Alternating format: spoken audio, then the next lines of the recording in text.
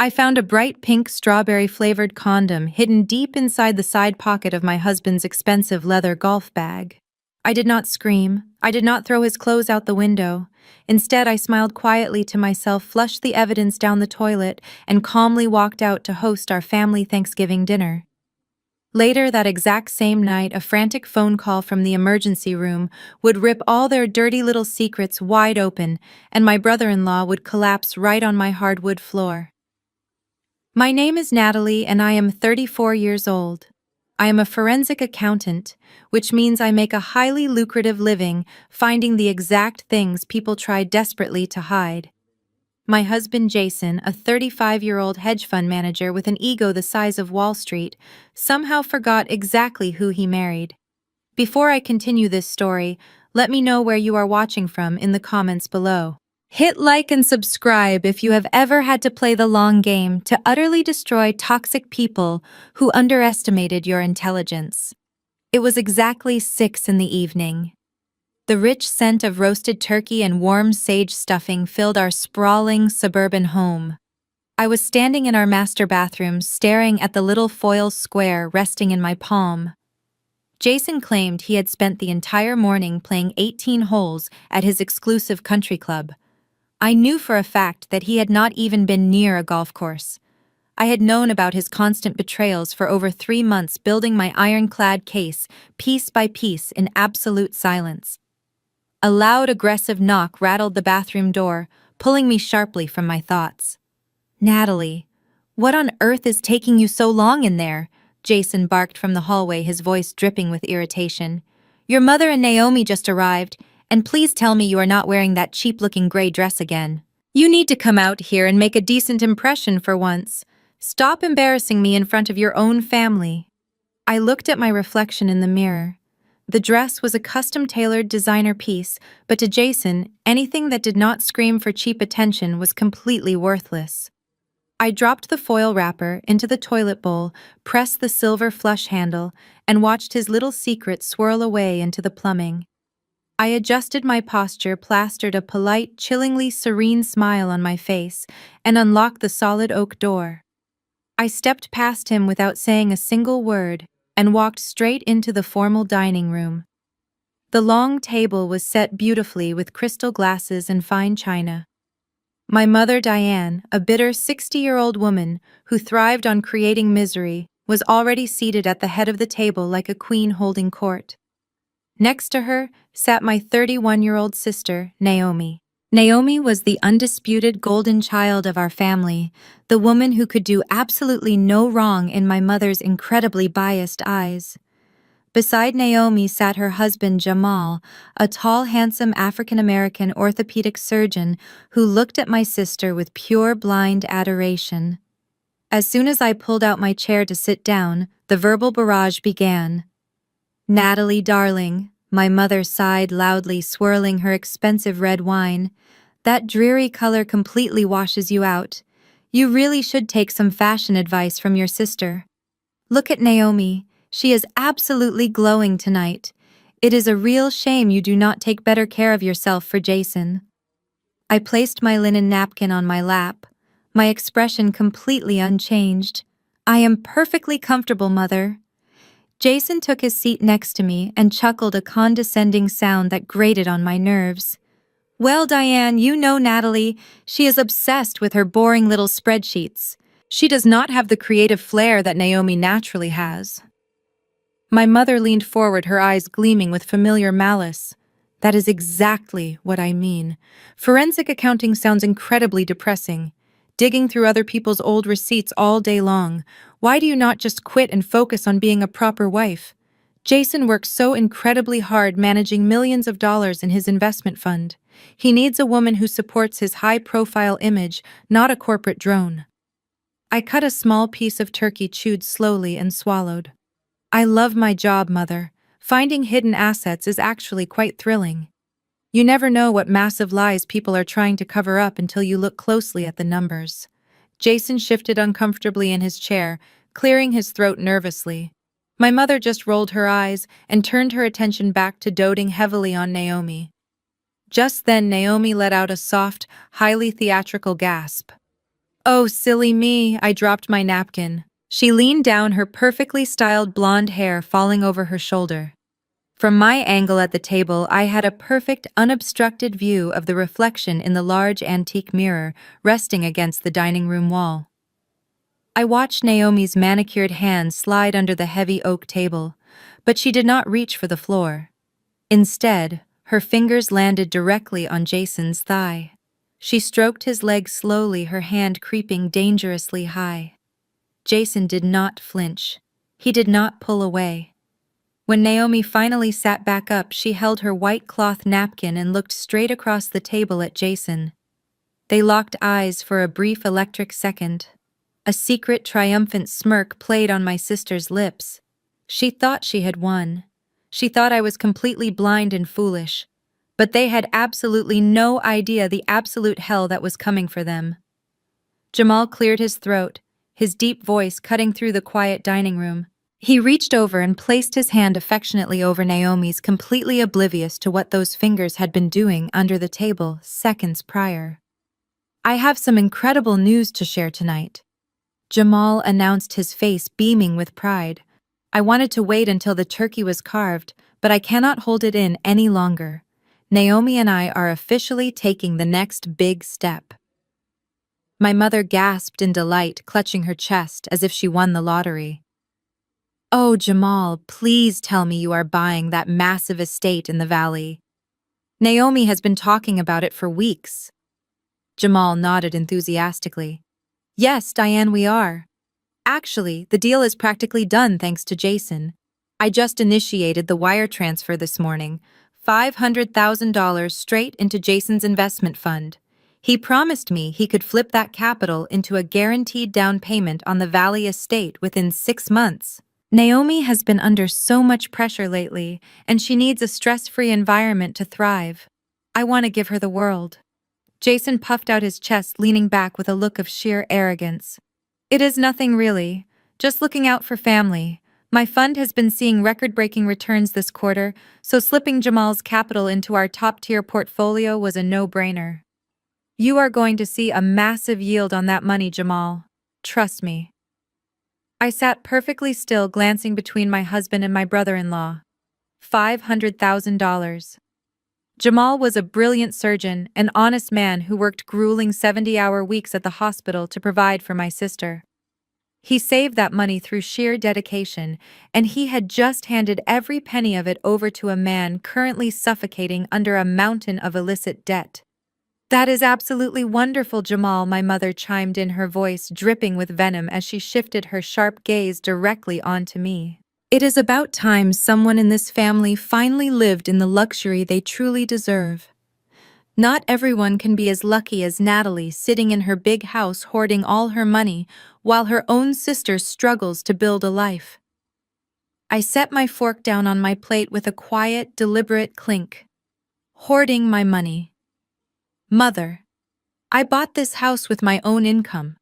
I paid off my own student loans. Meanwhile, you and Dad paid for Naomi's entire college tuition, her luxury wedding, and her 3 different European vacations. How exactly is she struggling? My mother slammed her hand on the table, making the silverware rattle. Do not take that disrespectful tone with me, Natalie. You have always been completely selfish. From the day you turned 18 and refused to co-sign that loan for your sister's boutique business, you have only ever cared about your bank account. You have a highly lucrative career, yet you never lift a finger to elevate your family. Thank goodness Naomi married a real man like Jamal, and thank goodness Jason has the financial genius to secure their future. You could learn from your husband about generosity. Naomi offered me a fake, pitying pout. Do not be too hard on her, Mom. Natalie just does not understand how family wealth works. She is so used to counting other people's pennies at her little accounting job that she cannot see the bigger picture. We are building a legacy together. The sheer audacity of her statement almost made me laugh out loud. A legacy. My sister and my husband were certainly building something together, but it was not a financial legacy. I looked at Jason. His jacket could barely conceal the nervous sweat beginning to form on his neck. He knew I had access to all the numbers, but his massive ego convinced him I was too docile to ever question his authority. Jason picked up his crystal wine glass, holding it high in the air to cut off the argument. All right, enough bickering. Tonight is about giving thanks. Let us focus on the positive. To Jamal and Naomi's new home, and to family wealth, may it continue to grow and keep us all tightly connected. My mother and Naomi eagerly raised their glasses, their faces shining with unearned triumph. Jamal smiled warmly, raising his glass in agreement. I slowly reached for my own crystal goblet. I wrapped my fingers around the delicate stem, lifted it up, and looked Jason dead in the eyes. I let a slow, dangerous smile spread across my face. Yes, I said, my voice echoing clearly through the dining room. Let us toast to exactly where that money is really going. The room fell completely silent. Jason broke the heavy silence with a loud, forced laugh. He shook his head, looking around the table as if I had just told a completely bizarre joke. Natalie. Honey, you are working way too hard, he said smoothly, his tone dripping with fake concern. You have been staring at spreadsheets for so many hours that you are starting to see financial conspiracies everywhere. You are just overworked and paranoid. Let it go and enjoy the holiday. My mother immediately seized the opportunity to strike. She slammed her wine glass down onto the table. This is completely unacceptable, Natalie. How dare you try to ruin Thanksgiving with your petty, unfounded jealousy? Jamal just shared wonderful news about his generous investment in your sister's future, and you have to make a cryptic, passive-aggressive comment to steal the spotlight. You are upsetting Naomi. I demand that you apologize to your husband and your sister right this instant. I did not break eye contact with Jason. I did not blink. I did not reach for my napkin or fidget with my hands. I sat there with the absolute stillness of someone who held all the winning cards. I will not be apologizing, Mother, I said evenly, my voice devoid of any emotion. In fact, I think we should talk about how perfectly Jason and Naomi's schedules have been aligning lately. It is a statistical anomaly that I find fascinating. Naomi shifted in her chair, a sudden flash of panic crossing her perfectly made-up face. What are you even talking about? She snapped, her voice pitching slightly higher than normal.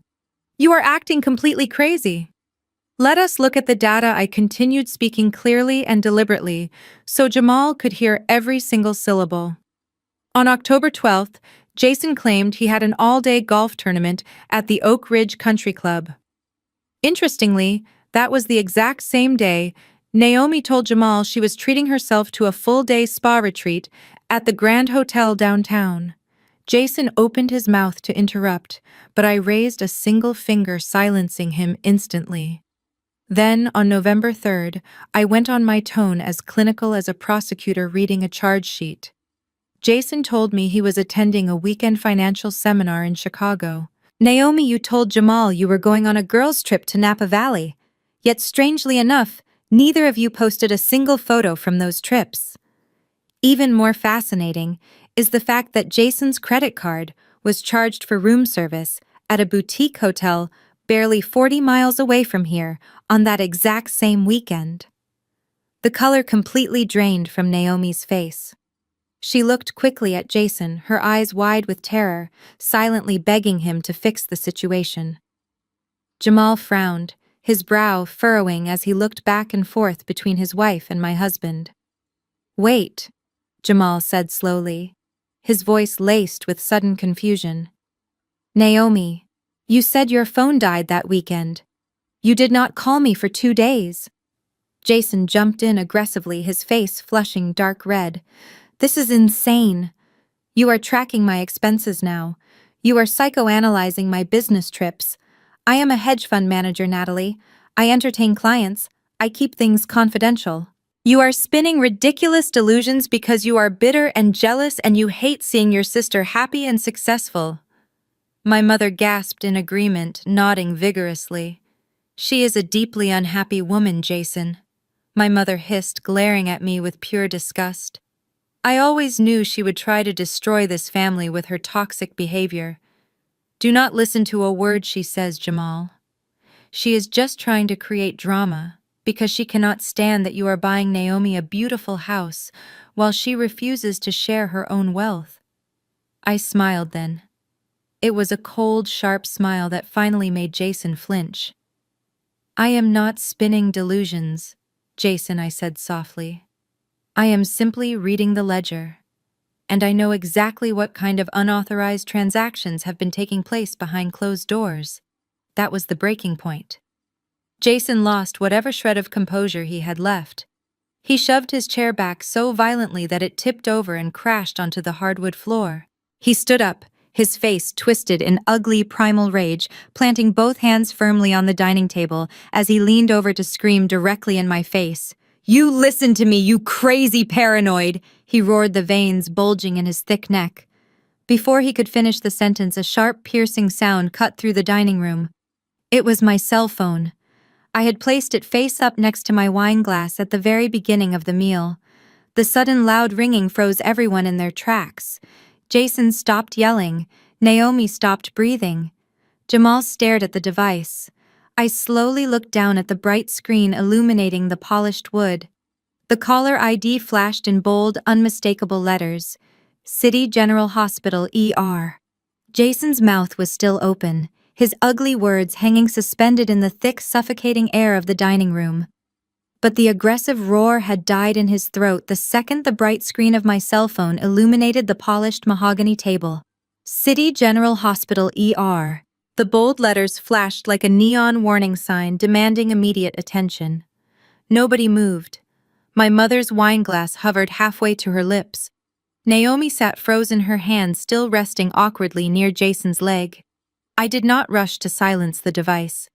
I let it ring twice more, allowing the sharp, piercing sound to completely shatter whatever false sense of authority Jason thought he had left. Finally, I reached out. I did not pick the phone up to my ear. I simply tapped the green accept button and pressed the speaker icon, turning the volume all the way up. "Hello," I said, my voice perfectly steady, cutting through the absolute silence of the room. "This is Natalie." A crisp, urgent voice echoed from the phone's speaker, filling every corner of the dining room with absolute clarity. "Ms. Natalie, this is Head Nurse Davis calling from the City General Hospital emergency room. I am reaching out regarding a critical medical flag that was just triggered in our system for your primary insurance account. We need to speak with you immediately." Jason's face went completely pale. He took a staggering step back from the table, his eyes darting wildly toward the front door, as if he was calculating the exact distance to escape. "Go ahead, Nurse Davis," I replied smoothly, leaning back in my chair. "You are on speakerphone with the entire family. What seems to be the issue?" The nurse's voice was strictly professional, devoid of any emotion, which only made the absolute devastation of her words hit that much harder.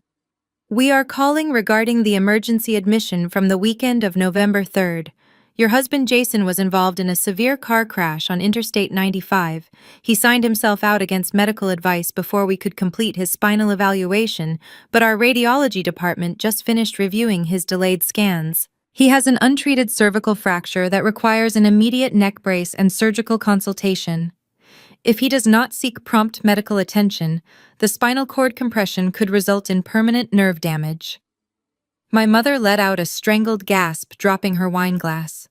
It shattered against her porcelain plate, sending dark red liquid spilling across the crisp white tablecloth like blood.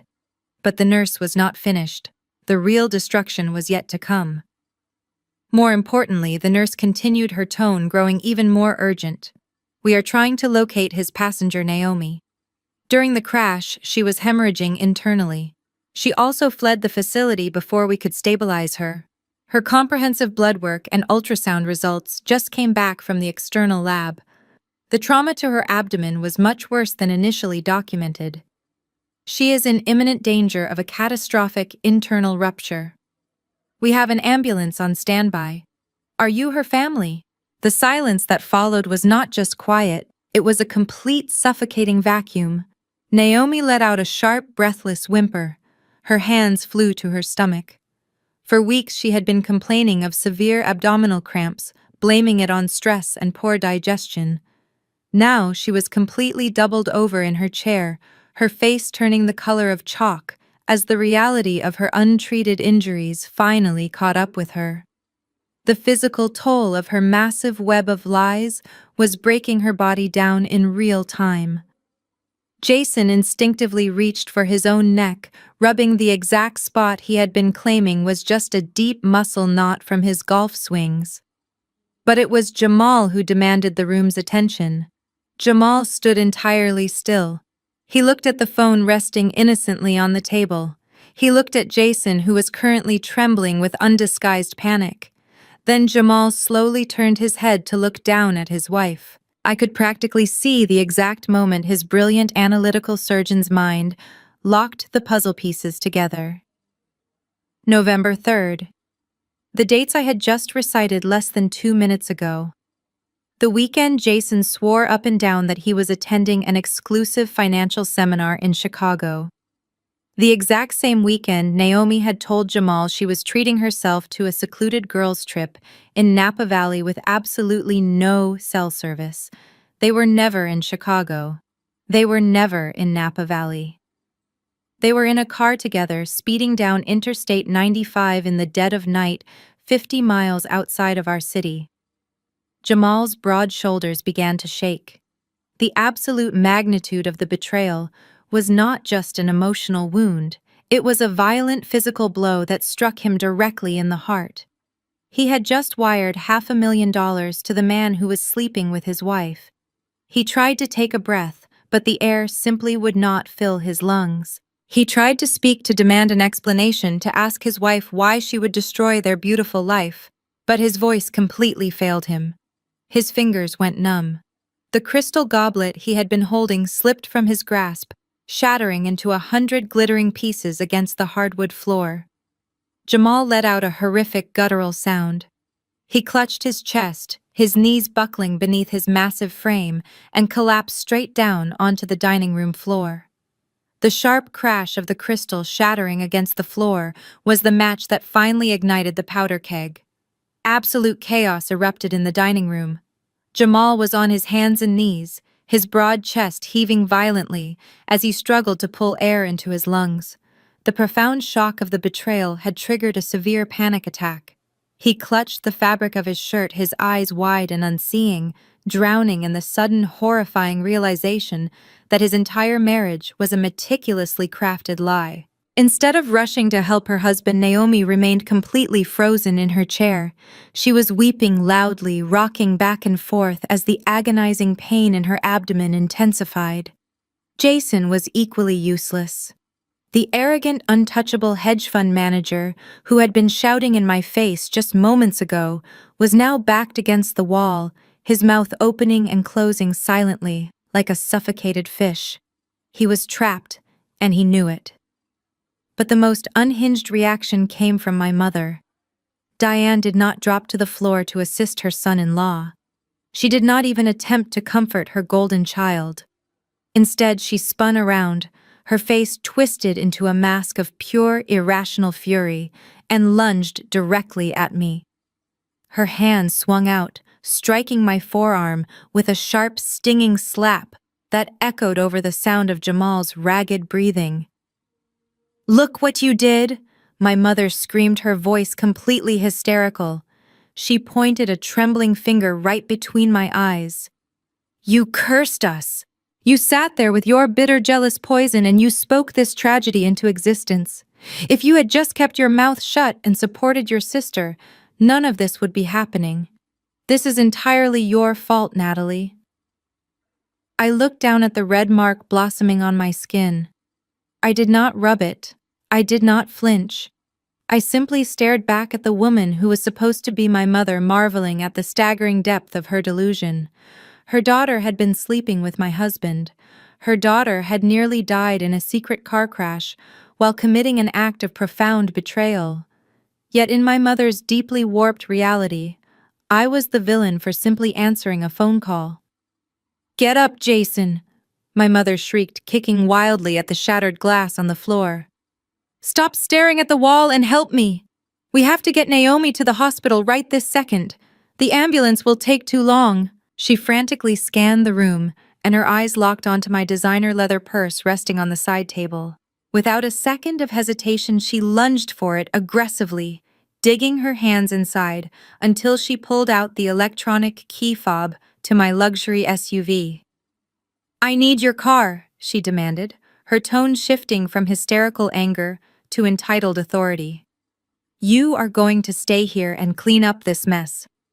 I am taking Naomi to the emergency room, and Jason is coming with us to figure out this ridiculous misunderstanding. She turned on her heel, fully expecting me to comply, just like I had done every single time she demanded a sacrifice from me since childhood. But the old Natalie, the obedient scapegoat who swallowed her pride to keep the peace, was officially dead. I stepped forward, my movements swift and precise. Before she could even take a second step toward the hallway, I reached out and snatched the heavy key fob right out of her manicured hand. Excuse me, my mother gasped, genuinely shocked by my physical defiance. What do you think you are doing? Give those back to me right now. Your sister is having a medical emergency.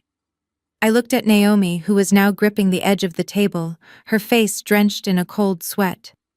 Then I looked back at my mother. My car. My rules.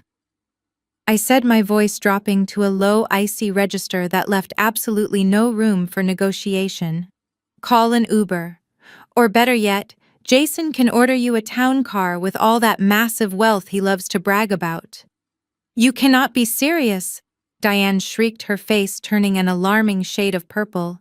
You are going to let your own sister die because you are throwing a childish tantrum. You are a monster. I ignored her screaming completely. I turned my back on my mother, my husband, and my sister.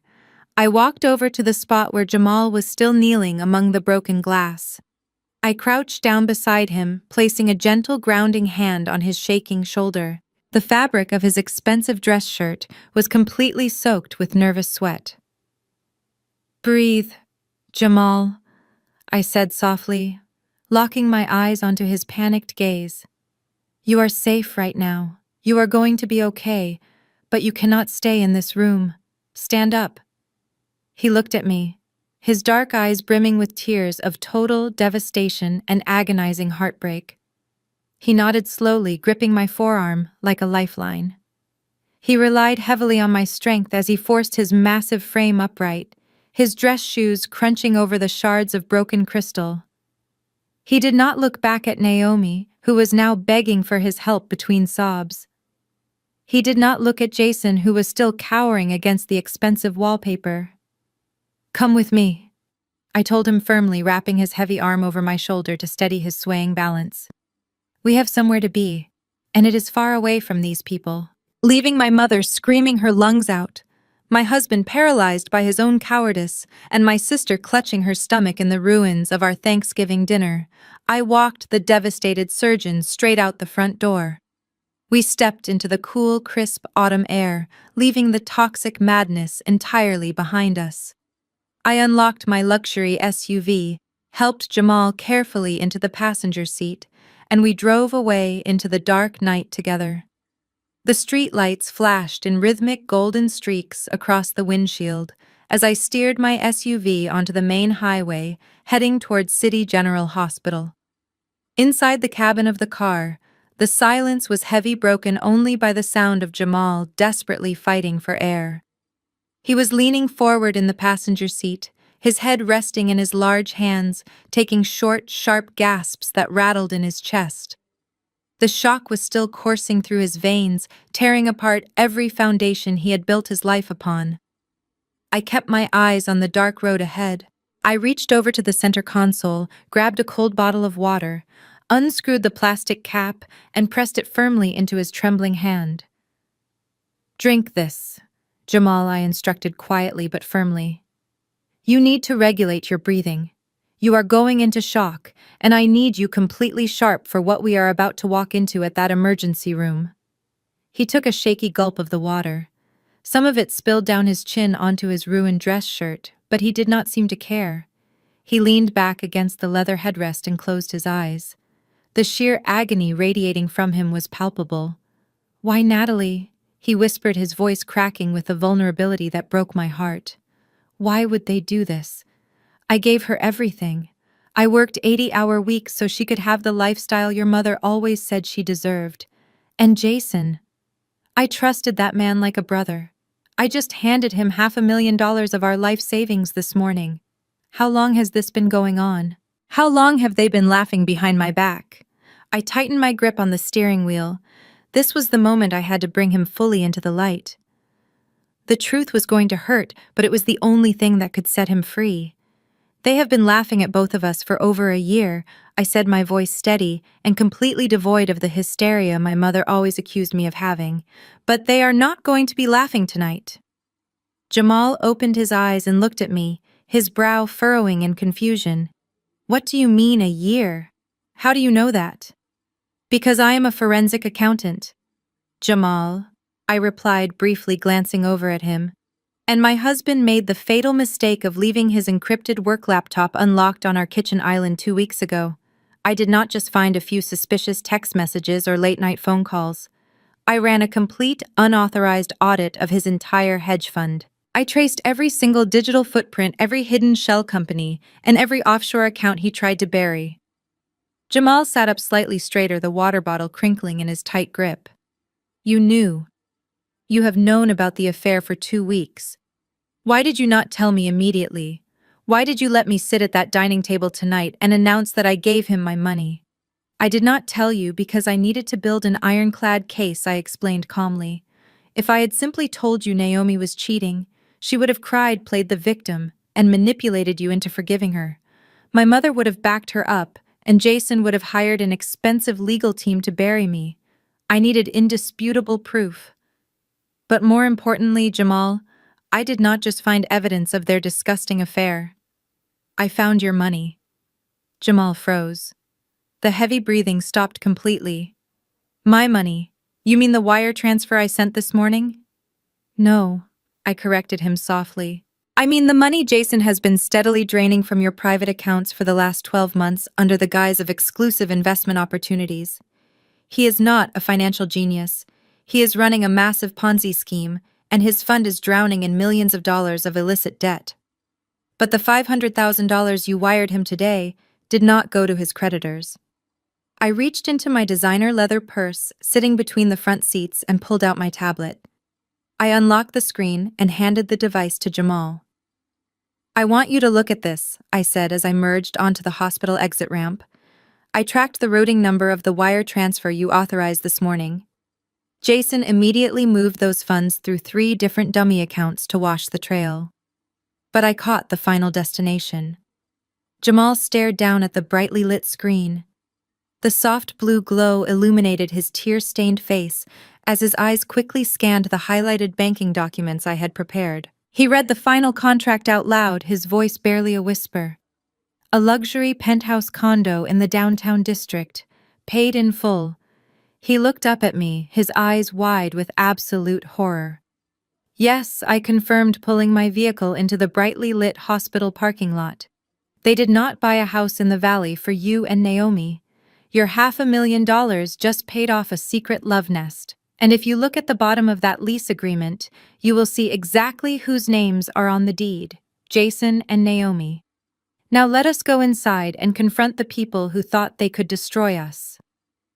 The harsh, glaring fluorescent lights of the City General Hospital emergency room hit us the second the automatic sliding doors parted.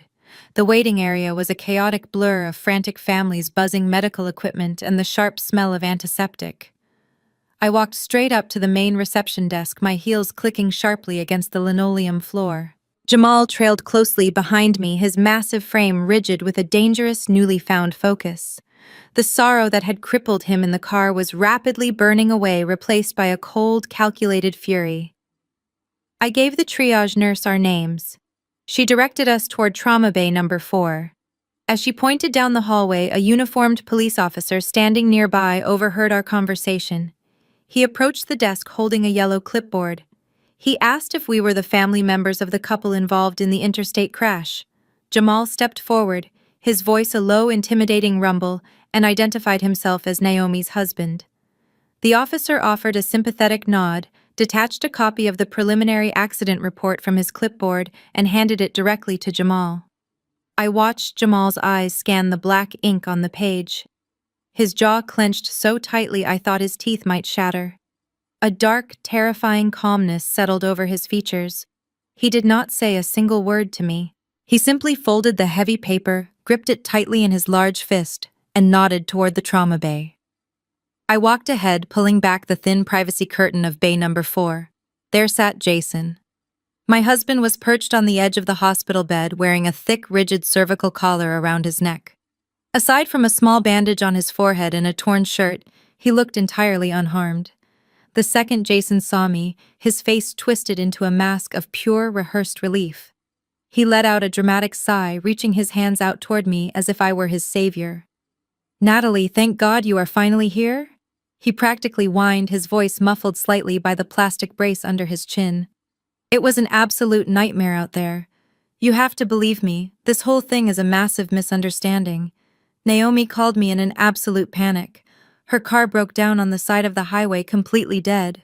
She was terrified, stranded in the dark with no streetlights, and her phone was at 2%. I was the only one close enough to reach her quickly. I was just giving her a ride back into the city to get her to safety. We hit a patch of black ice and the car just spun completely out of control." He looked at me with those wide, pleading eyes, desperately hoping that I was still the gullible, obedient wife he had manipulated for years. He was banking on my supposed insecurity to blind me to the glaring holes in his pathetic story. Before I could even open my mouth to respond to his blatant lies, a loud commotion erupted in the hallway behind me. The privacy curtain was violently yanked aside. My mother Diane burst into the small cubicle, her chest heaving and her face flushed bright red. She had clearly ordered a premium rideshare the very second we left the house, determined to beat us here and protect her golden child. "Oh, Jason, my poor sweet boy," my mother gasped, rushing straight past me to hover over his hospital bed. She patted his shoulder frantically, fussing over his neck brace. "Are you in terrible pain? Where is my precious Naomi? Have they treated her yet?" Jason played right into her hands, groaning softly and leaning into her touch. "I am fine, Diane," he whispered bravely. "I was just telling Natalie what happened. I was just trying to help Naomi with her broken-down car." My mother whipped her head around, her eyes locking onto me with pure, unfiltered hatred. She pointed a manicured finger right at my chest. "See?" She snapped, her voice carrying out into the quiet emergency room hallway. "See, you paranoid, vindictive witch. Your husband was being a good brother-in-law. He dropped everything to go rescue your sister when she was stranded on a dangerous highway, and how do you repay him? You publicly humiliate him at our Thanksgiving dinner. You sit there and spew vile, jealous accusations about an affair when he was literally out there risking his life for our family. You have always tried to tear Naomi down, but this is a new low. You should be down on your knees begging for his forgiveness right now." Jason managed a smug, satisfied little smirk, safely hidden behind his mother-in-law's aggressive defense. He thought he had won. He thought the lie was permanently sealed. I did not argue with my mother. I did not defend myself.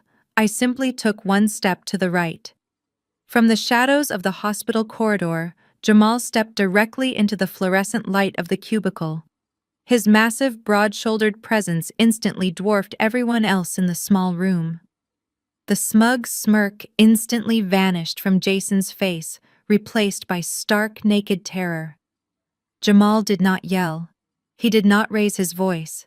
He stepped right up to the edge of the bed, towering over the man who had stolen his life savings and slept with his wife. He raised his massive fist and slowly unfolded the official police document he had received at the front desk. Jamal looked down at Jason with eyes as cold as a grave. "If her car broke down," Jamal said, his deep voice echoing with lethal precision, "and you were just giving her an innocent ride home, then why does the official police report say you were both completely half-naked when the airbags deployed?" The color completely drained from Jason's face, leaving his skin a sickly ashen gray. He opened his mouth to speak, but only a pathetic, choked sound escaped. He tried to physically back away from the sheer radiating anger of my brother-in-law, but his hospital bed offered zero means of escape. His shoulders hit the hard plastic headboard. Trapped in the rigid cervical collar, he could not even turn his head to look for an exit. He just stared up at Jamal like a cornered rat. Jamal did not raise his voice. He did not have to. The quiet, rumbling intensity of his tone was far more terrifying than any shout. He stepped even closer, his large frame completely blocking the harsh fluorescent light overhead, casting a dark shadow directly over Jason's face. "You are not giving her a ride," Jamal stated, reading directly from the yellow copy of the police report.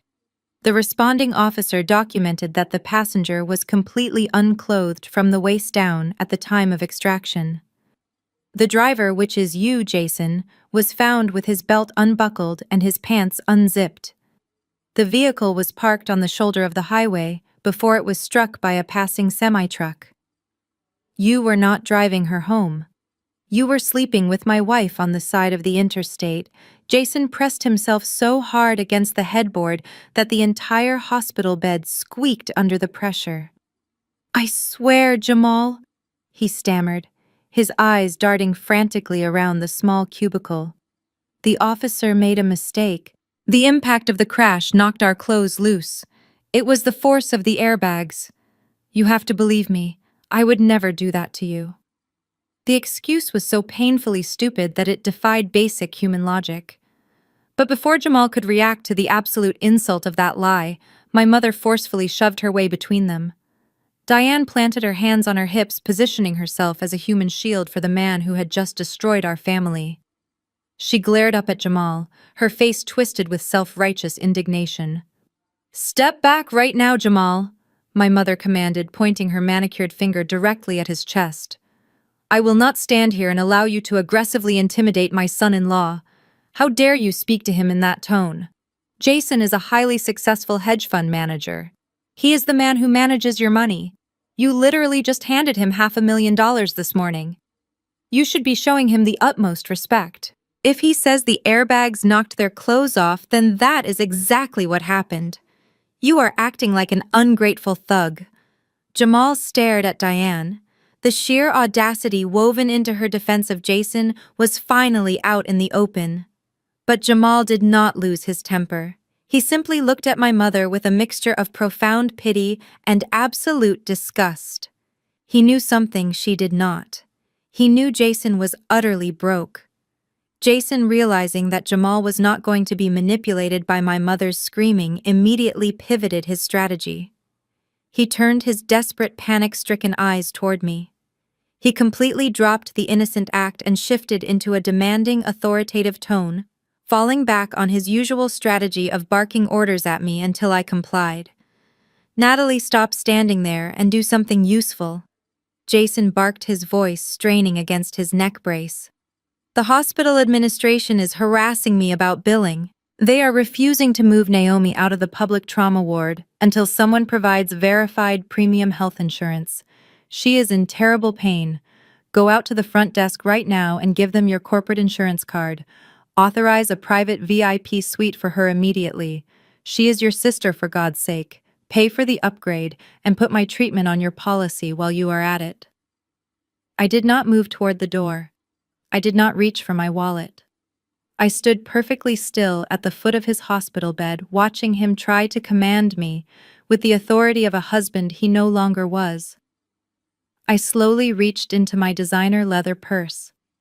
But I did not pull out a plastic insurance card. Instead, my fingers closed around a thick, folded stack of premium legal paper. I pulled the document out, unfolding it deliberately under the harsh overhead lights. The heavy blue ink of the official state court seal was stamped clearly on the top right corner. "My corporate insurance policy only covers my legal dependents and my lawful spouse," I said, my voice completely devoid of any sympathy. "I filed a petition for a contested divorce at exactly 3 o'clock this afternoon. The judge signed the temporary financial severance order an hour later." I tossed the legal document onto his lap. It landed directly on top of the thin hospital blanket. "You were permanently removed from my health insurance policy 5 hours ago," I stated, staring right into his terrified eyes. You have absolutely zero coverage. You have no access to my accounts. You are entirely on your own, Jason. Pay for it yourself. Jason stared down at the heavy legal paper resting on his lap, as if it were a live grenade. His hands trembled so violently that the blue ink of the court seal seemed to vibrate. The arrogant, demanding tone had completely vanished from his voice, replaced by a pathetic, shallow wheezing. He looked at my mother, then at me, the reality of his total financial ruin finally penetrating his thick skull. I had cut the cord. He was drowning, and I had just taken back the life raft. My mother opened her mouth to scream at me again, her face contorting into a mask of pure rage, but she was abruptly cut off. The heavy privacy curtain was pulled back sharply, the metal rings scraping loudly against the ceiling track. A tall, exhausted-looking doctor wearing dark blue scrubs stepped into the small cubicle. He held a thick medical chart in his hands, his expression grim and strictly professional. He did not care about our family drama. He only cared about the ticking clock. I am looking for the family of Naomi, the doctor announced, his authoritative voice cutting through the heavy tension in the room. My mother immediately shoved past me, clasping her hands together in a desperate prayer. I am her mother, she cried out, her voice cracking with theatrical panic. Please tell me my beautiful girl is going to be okay. The doctor looked up from his chart, his eyes scanning the room until he addressed my mother. Your daughter is experiencing severe internal hemorrhaging from the blunt force trauma of the crash, he explained rapidly. The initial ultrasound confirmed a partial placental abruption. Her blood pressure is dropping dangerously low. We need to perform an emergency surgical procedure right now to stop the bleeding and attempt to save the pregnancy. But because of the high risks involved, including a potential emergency hysterectomy, I need immediate consent from her designated medical proxy. We do not have time to waste. The word pregnancy hung in the air like a death sentence. Up until this exact moment, Naomi had kept her condition a closely guarded secret from everyone, supposedly waiting for the perfect time to announce it. Jamal reacted purely on instinct. Despite the horrific betrayal, he had just uncovered his medical training, and his deep, ingrained loyalty took over. He was a surgeon. He knew exactly what those medical terms meant, and he knew how close his wife was to bleeding out on an operating table. Jamal pushed past my mother and stepped directly in front of the doctor. He stood tall, projecting the calm, commanding presence he used in his own operating rooms. I am her husband, Jamal stated firmly, his deep voice leaving absolutely no room for debate. My name is Dr. Jamal. We are legally married. I give you my full consent. Take her to the operating room right now and do whatever you need to do to save her life. The emergency room doctor nodded, raising his pen to sign the authorization form. But as his eyes scanned the top sheet of the medical chart, his hand suddenly froze. A deep, uncomfortable frown etched across his face. He looked up at Jamal, then down at his clipboard, and then slowly shifted his gaze over to Jason, who was still cowering on the hospital bed in his neck brace. The doctor shifted his weight awkwardly, clearing his throat. I am sorry, sir, the doctor said, his tone laced with genuine pity, but I cannot accept your consent. Jamal blinked, his face hardening in confusion. What are you talking about? I am her legal spouse. You are wasting critical time. The doctor took a step back, holding the chart defensively against his chest. When the paramedics pulled her from the wreckage, the patient was still conscious. She explicitly requested an emergency update to her medical file before they administered the heavy pain medication. She legally revoked her spousal proxy.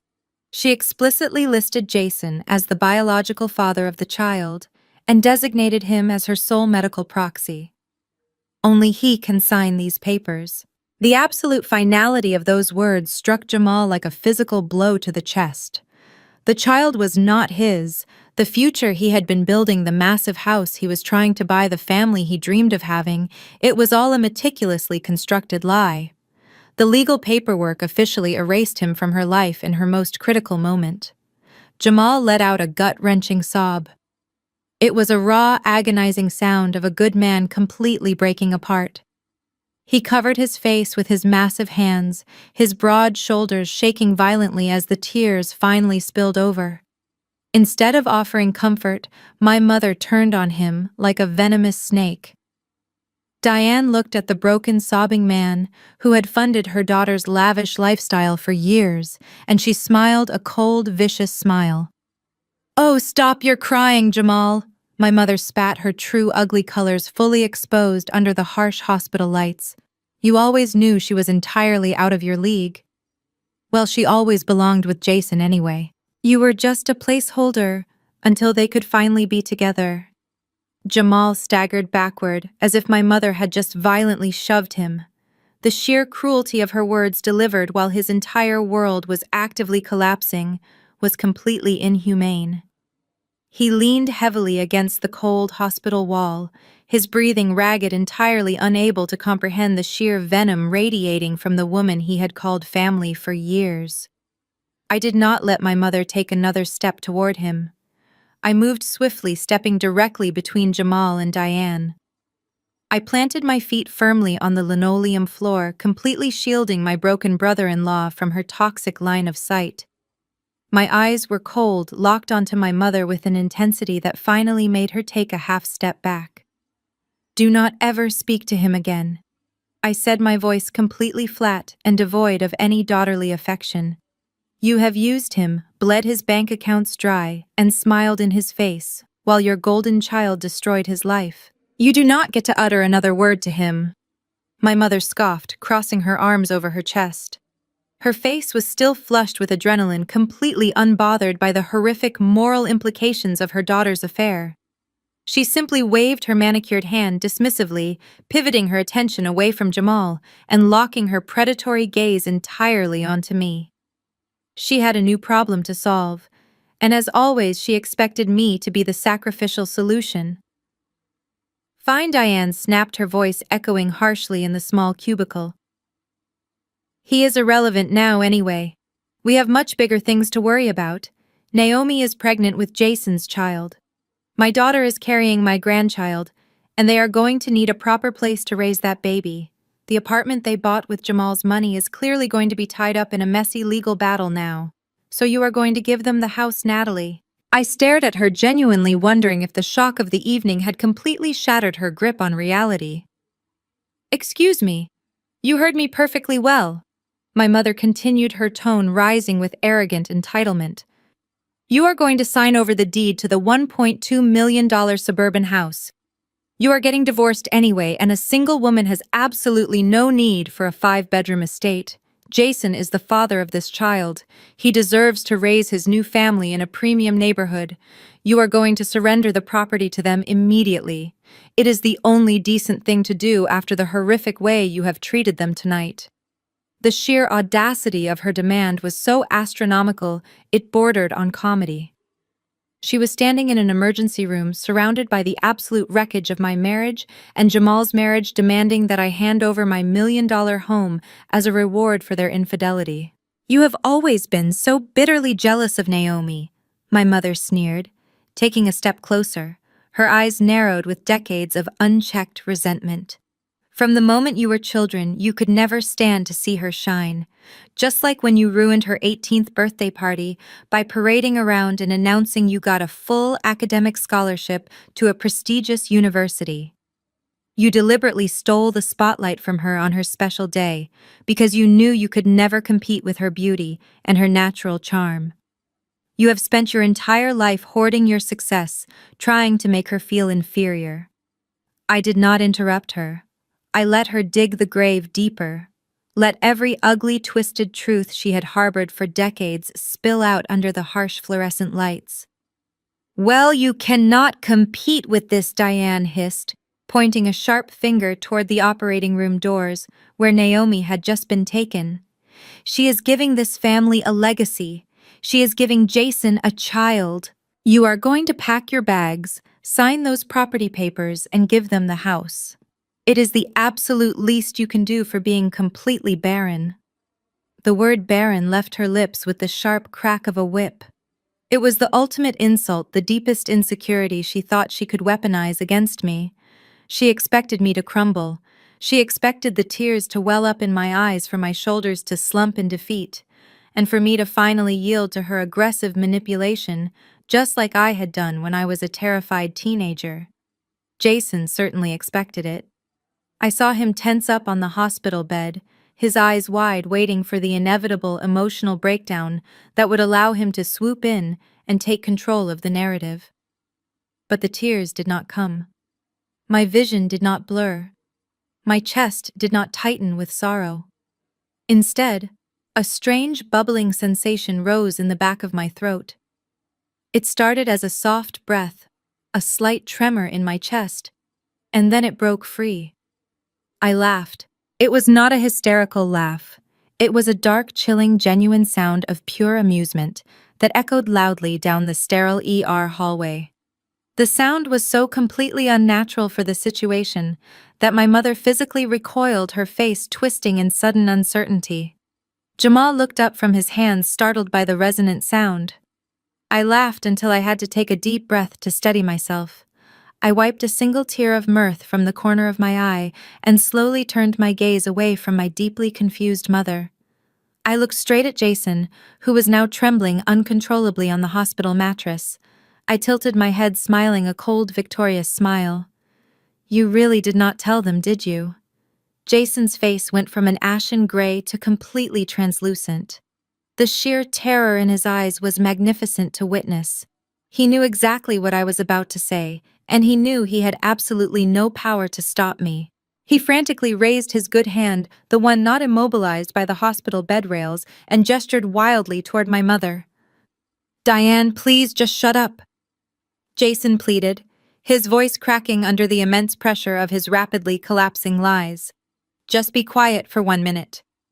But my mother, completely oblivious to the catastrophic reality crashing down around her golden son-in-law, simply refused to yield the floor. She took his desperate plea as a sign of his noble, suffering character, assuming he was just trying to keep the peace. "I will not be quiet, Jason," my mother declared loudly, planting her hands firmly on her hips as she glared at me. "Someone needs to stand up for you in this family. You have worked far too hard building your massive hedge fund wealth to let this bitter woman dictate terms to you. You manage a multi-million-dollar investment portfolio. You are a titan in the financial district. If Natalie will not willingly hand over the keys to that house for you and Naomi to raise your child, then you simply buy her out. Or better yet, you take it from her in the divorce proceedings. You have the capital. You have the power. She is nothing compared to your financial standing." I let her finish her ridiculous, sycophantic speech. I let the words hang in the sterile air of the emergency room, allowing the absolute absurdity of her delusions to settle over us. Jamal, still leaning heavily against the wall, watched the exchange with hollow, exhausted eyes. He was slowly realizing that my mother cared far more about imaginary wealth and social status than the utter destruction of his marriage. I turned my attention back to the trembling man in the neck brace. "A titan in the financial district," I repeated softly, tasting the absolute irony of the phrase. "Is that what you told them, Jason? Is that the specific lie you used to convince my sister to ruin her entire life and betray her devoted husband for you? Natalie, do not do this." Jason whispered, a pathetic tear finally escaping his eye and rolling down his cheek. "Not here. Not in front of them. You demanded my house, Mother," I said, shifting my gaze back to Diane, my voice rising just enough to command the entire room. "You demanded that I surrender my $1.2 million estate so your golden child can raise her affair baby in absolute luxury. But there is a massive fundamental flaw in your aggressive little plan." My mother scowled, crossing her arms defensively across her chest. "And what exactly is that?" "Jason has absolutely no legal claim to that property," I stated, pronouncing every single syllable with lethal, undeniable clarity. "He never did. I bought that house with my own income, and before I ever walked down the aisle to marry him, I placed the entire estate into an ironclad, irrevocable trust."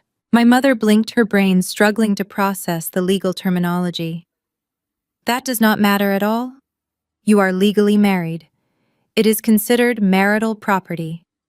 He is entitled to half of everything you own. Wrong. I corrected her immediately, my tone sharp and authoritative. As a forensic accountant, I spend my life untangling messy financial ruins and exposing corporate fraud. I knew from the very beginning that Jason was incredibly reckless with money. I saw his early credit reports.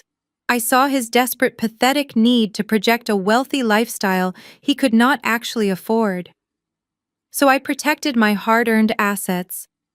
Jason's name is not on the deed. His name is not on the mortgage. His name is nowhere near that legal trust. He is essentially a long-term guest who has just been permanently evicted. If he tries to step foot on that property after the hospital discharges him, he will be arrested for criminal trespassing. The silence in the room was deafening. My mother stared at me, her jaw hanging slightly open as the invincible armor she had placed on Jason began to crack and fall away in real time. She looked at him, waiting for him to fiercely object, waiting for him to proudly declare his ownership and prove me wrong. But Jason did not correct me. He could not. Instead, cornered and completely stripped of his false authority, Jason resorted to the only tactic he had left: pure, unadulterated aggression. He pushed himself up against the hospital bed rails, his face flushing a deep, angry red. The veins in his neck bulged against the rigid plastic of his cervical collar as he dropped the innocent victim act entirely. "You think you are so incredibly smart?" Jason snarled, his voice vibrating with venomous, unchecked hatred. "You think you can just discard me and walk away with everything we built? I will absolutely destroy you, Natalie. I will drag you through every single court in this state. I will take half of your corporate earnings. I am a millionaire, Natalie. I will hire the best lawyers and I will bleed you dry until you have absolutely nothing left." I did not flinch at his aggressive outburst. I simply stared at the pathetic red-faced man trying to weaponize money he did not even possess. A millionaire. The word sounded so utterly absurd coming from his lips that I almost felt a flicker of genuine pity for how deeply he believed his own lies. But pity was not on my agenda tonight. I had come to this hospital to surgically remove the cancer from my life, and I was going to finish the operation. I reached into my oversized designer tote bag for the final time. This time I did not pull out a single sheet of paper or a standard legal document. I pulled out a heavy, thick stack of meticulously organized forensic accounting files. They were bound in thick black folders, each one representing weeks of sleepless nights, cross-referencing hidden shell companies, and decrypting secret offshore ledgers that Jason thought he had buried forever. I stepped forward and handed the first heavy folder to Jamal. He took it without a single word, his dark eyes immediately dropping to the highlighted bottom line on the very first page. I handed the second folder to my mother. She stared at the black cover like it was radioactive, her manicured fingers hesitating before she finally flipped it open. She stared at the complex spreadsheets, desperately pretending she could actually comprehend the intricate financial data laid out before her. The final folder I tossed carelessly onto the hospital bed. It landed heavily right over Jason's legs. "You are not a millionaire, Jason," I said, my voice echoing through the sterile emergency room with absolute, unshakable authority. "You do not have a massive hedge fund. You do not have top-tier investment portfolios. What you have is a classic, deeply flawed Ponzi scheme that is currently collapsing under its own massive weight." My mother gasped, looking up from the folder with wild, disbelieving eyes. "What on earth are you talking about? He manages millions of dollars for the most elite clients in the city. He steals millions." "Mother," I corrected her sharply, refusing to let her interrupt the execution. "He takes money from new, unsuspecting investors like Jamal, and he uses it to pay off the older investors who are aggressively demanding their quarterly returns. He has not made a single legitimate stock trade in over 18 months. The luxurious lifestyle, the expensive imported cars, the exclusive country club memberships, All of it was funded by stealing directly from his own clients and taking out massive high-interest loans to cover the growing deficit. Jason was completely silent now. The angry, arrogant red flush had entirely vanished from his face, replaced by a ghastly, translucent pallor. His mouth opened slightly, but his vocal cords had completely abandoned him. He stared down at the black folder on his lap, as if it were a venomous snake about to strike. And that brings me to the most interesting part of my financial audit. I continued taking a slow, deliberate step closer to his hospital bed, so he could hear every single syllable clearly. You did not just borrow from traditional banks, Jason. When the legitimate lenders finally cut you off, you got desperate. You went completely underground. According to the encrypted digital ledgers I cracked last week, you are currently $3.5 million in debt to a very dangerous, highly organized, illicit syndicate, and they have been aggressively calling in their markers for the last month. Jamal looked up from the folder, his eyes wide with a terrifying new realization. He looked at Jason, then at me. The car crash. Jamal whispered, his deep voice trembling slightly with suppressed rage. This was not about black ice, was it? You were not just giving Naomi a ride. You were fleeing the state. You were running away with my wife because those people were finally coming for you. Jason pressed his head back against the hard plastic headboard, squeezing his eyes tightly shut as a pathetic, high-pitched whimper escaped his throat. The invincible titan of the financial district was gone. He was nothing but a terrified, cornered con artist running for his miserable life. But he had officially run out of road. A sudden heavy silence fell over the hallway just outside our cubicle. The chaotic background noise of the emergency room seemed to instantly part. Heavy, deliberate footsteps echoed on the linoleum floor, stopping directly at the entrance of our trauma bay. The metal rings of the privacy curtain were violently yanked back, once again clattering loudly against the track. Two tall, broad-shouldered men wearing sharp, dark suits stepped into the cramped space. They did not look like doctors. They did not look like hospital administrators. They moved with a cold, tactical precision that immediately sucked the remaining air out of the room. The lead man reached inside his suit jacket, pulled out a black leather wallet, and flipped it open. A gold shield caught the harsh fluorescent light. Federal Bureau of Investigation, the man announced, his eyes locking dead onto Jason. Federal Bureau of Investigation, the man announced, his eyes locking dead onto Jason. The lead agent did not wait for an invitation. He stepped fully into the small trauma bay, completely ignoring my mother, who had suddenly pressed herself flat against the wall as if trying to merge with the drywall. The second agent took a position right by the sliding curtain, his posture stiff and highly alert, effectively sealing off the only exit. "Jason, you are under arrest!"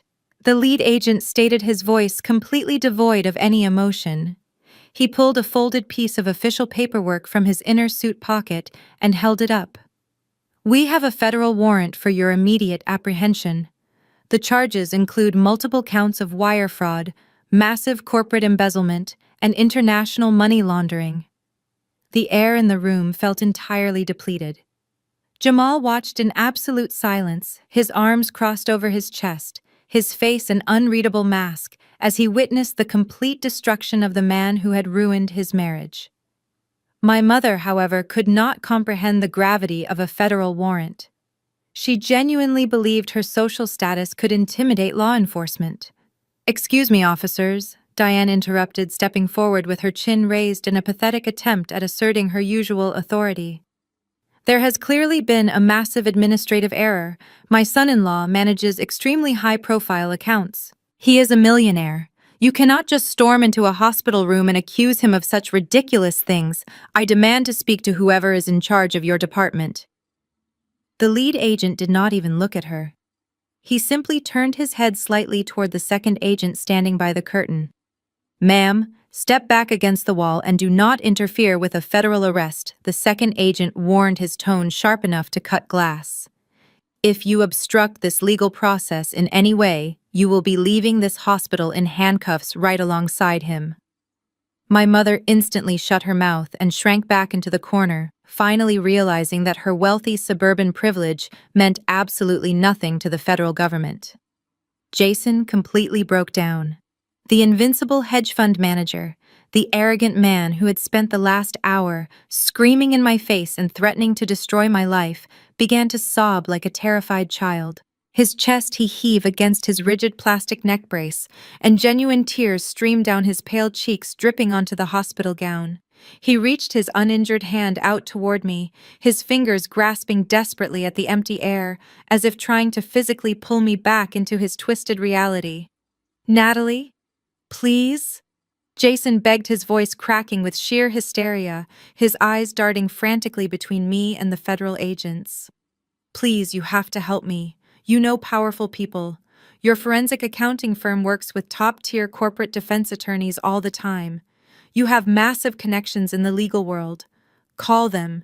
Tell them to come down here right now and fix this misunderstanding. I will do whatever you want. I will sign the divorce papers without a fight. I will give you the house. I will walk away with nothing. Just do not let them take me to a federal prison. I would not survive in there." I stood perfectly still, looking down at the pathetic, sniveling creature thrashing on the hospital mattress.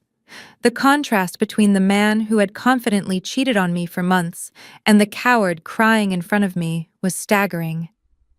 "I am not a master criminal, Natalie." Jason cried out, his voice echoing loudly in the small, confined room, desperate to spin one last web of lies. "It was not my fault. It was my silent partners. They pressured me into cooking the financial books. They set up the offshore dummy accounts and forced me to sign the fraudulent wire transfers. I was just the innocent face of the operation. They used my name. I am completely innocent. You have to tell the agents that I am just a victim of corporate greed. You can fix this. You can explain the numbers to them." His ability to lie, even while actively cornered by armed federal agents, was truly astounding. He was still trying to manipulate me, still trying to cast himself as the helpless, naive victim who just needed his highly capable wife to clean up his massive illegal mess. I took a slow, deliberate step closer to his bed. The lead FBI agent stepped slightly to the side, allowing me the space to deliver the final blow. I looked Jason dead in his tear-filled, panicked eyes, making sure he could clearly see the absolute 0-degree temperature of my resolve. "You do not have any silent partners, Jason," I said softly, my voice slicing effortlessly through his hysterical, pathetic sobbing. "You are the sole legal signatory on every single fraudulent bank account. I know this for an absolute fact." Jason choked on his tears, his entire body trembling violently. "How could you possibly know the exact details of my corporate structure?" "Because I did not just audit your failing firm to secure my own divorce settlement," Jason, I revealed, pronouncing every single word with lethal, calculated precision. "I did not just print out those complex financial spreadsheets to humiliate you in front of Jamal and my mother. When I finished compiling the massive 400-page evidence dossier on your illegal Ponzi scheme, I did not keep it hidden in my desk. I submitted the entire encrypted file directly to the Securities and Exchange Commission and the Regional Fraud Division of the FBI myself." Jason stopped breathing completely. His jaw dropped wide open, a silent scream dying instantly in his throat as the monumental weight of my words crushed the very last ounce of hope out of his body. The realization hit him like a freight train. He was not just caught. He was actively hunted by the one person he thought he had completely fooled. "I did not just find your dirty little financial secrets, Jason," I whispered, leaning in just close enough for him to hear my absolute final verdict. "I am the federal whistleblower. I am the federal whistleblower." The absolute finality of my statement hung in the sterile air of the emergency room, completely paralyzing the man who had spent years treating me like an inferior subordinate. Jason let out a pathetic, suffocated gasp as the lead FBI agent stepped forward, firmly gripping his uninjured shoulder and hauling him upright. The metal handcuffs clicked loudly, locking securely around his wrists. The sound was incredibly satisfying, a sharp metallic punctuation to the end of his arrogant reign. My mother, however, was still desperately trying to cling to the crumbling illusion of her perfect family. She could not process the fact that her golden son-in-law was a common criminal. Her mind scrambled for a lifeline, any possible way to salvage the immense wealth and social standing she thought Jason represented. Her frantic eyes darted around the room and landed directly on Jamal. Jamal was still leaning against the cold hospital wall, his eyes red from weeping over the shattering realization that his wife was carrying another man's child. But my mother did not see a heartbroken husband. She only saw a highly paid surgeon with deep pockets and a vested interest in keeping Jason out of prison. Diane lunged across the small cubicle, her high heels clicking loudly against the linoleum floor. She grabbed Jamal fiercely by the forearm, her perfectly manicured nails digging aggressively into his expensive dress shirt. "Jamal, do not just stand there like a useless idiot," my mother shrieked, spittle flying from her lips as her panic reached a fever pitch. "You have to help him. You know high-powered attorneys. You have massive influence at this hospital. Call someone right now and stop this arrest." Jamal simply stared down at the desperate woman clawing at his arm. He did not move. "Did you not hear a single word the agents just said?" My mother continued, her voice reaching an unbearable hysterical pitch. "If Jason goes to federal prison, his entire investment firm collapses. He takes all of your money down with him. Your $500,000 is sitting in his fund right now. You just wired it to him this morning. If you do not bail him out and protect his assets, you are going to lose every single penny you saved for Naomi's new house. You have to save him to save yourself." The sheer manipulative desperation in her voice was sickening. She was actually trying to weaponize Jamal's hard-earned money to rescue the very man who had been sleeping with his wife. But Jamal did not panic. He did not scramble for his phone to call a lawyer. Instead, Jamal took a slow, deep breath. He reached up with his large, steady hand and completely wiped the tears from his face. The profound sorrow that had crippled him just moments ago began to evaporate rapidly, replaced by a cold, impenetrable armor of absolute resolve. He straightened his posture, his massive, broad-shouldered frame towering over my mother. He looked down at Diane's hand, gripping his arm, his expression twisting into a mask of pure disgust.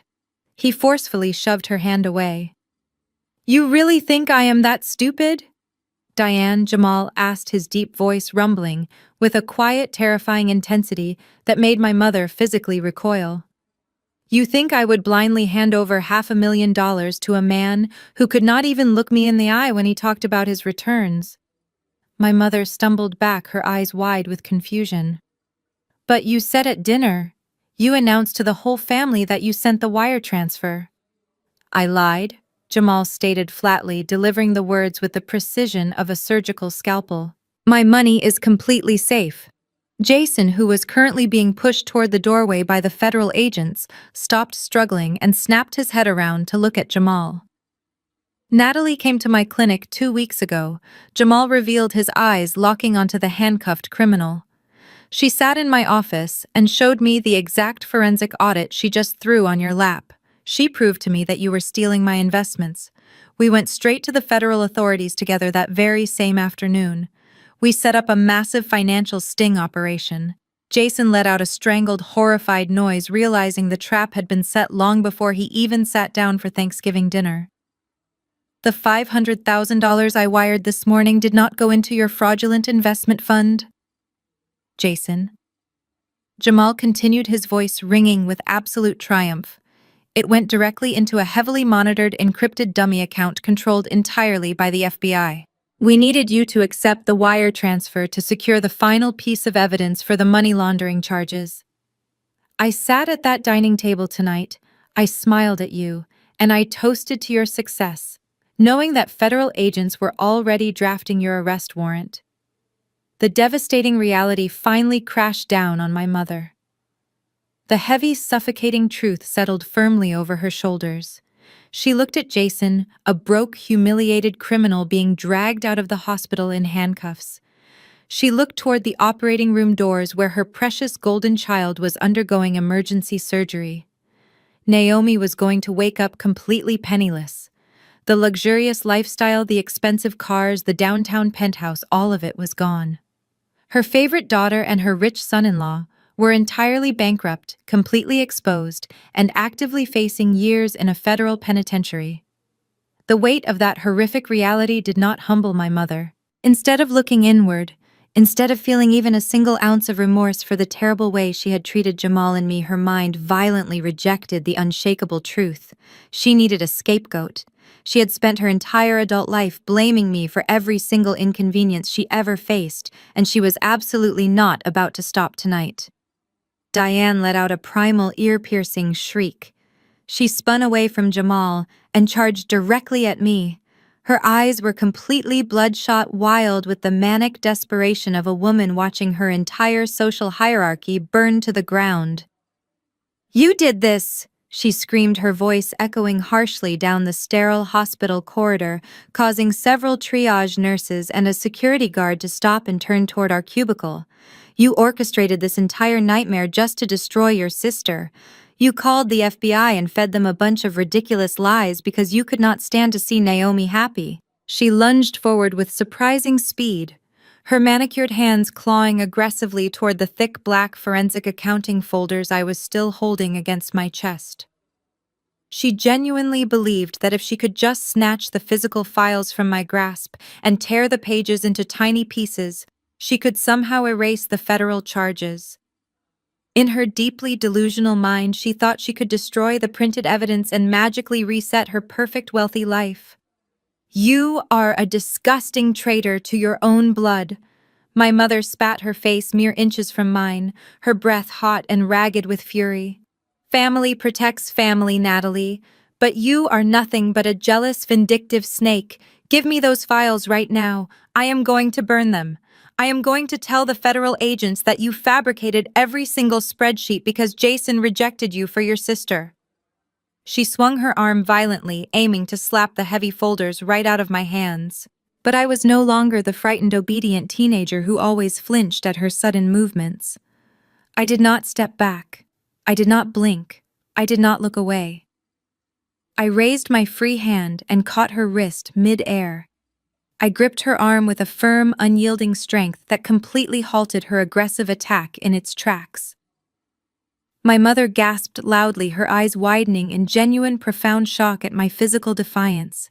She tried to yank her arm away, but I held on tightly, forcing her to stand perfectly still and look me dead in the eyes under the harsh fluorescent lights.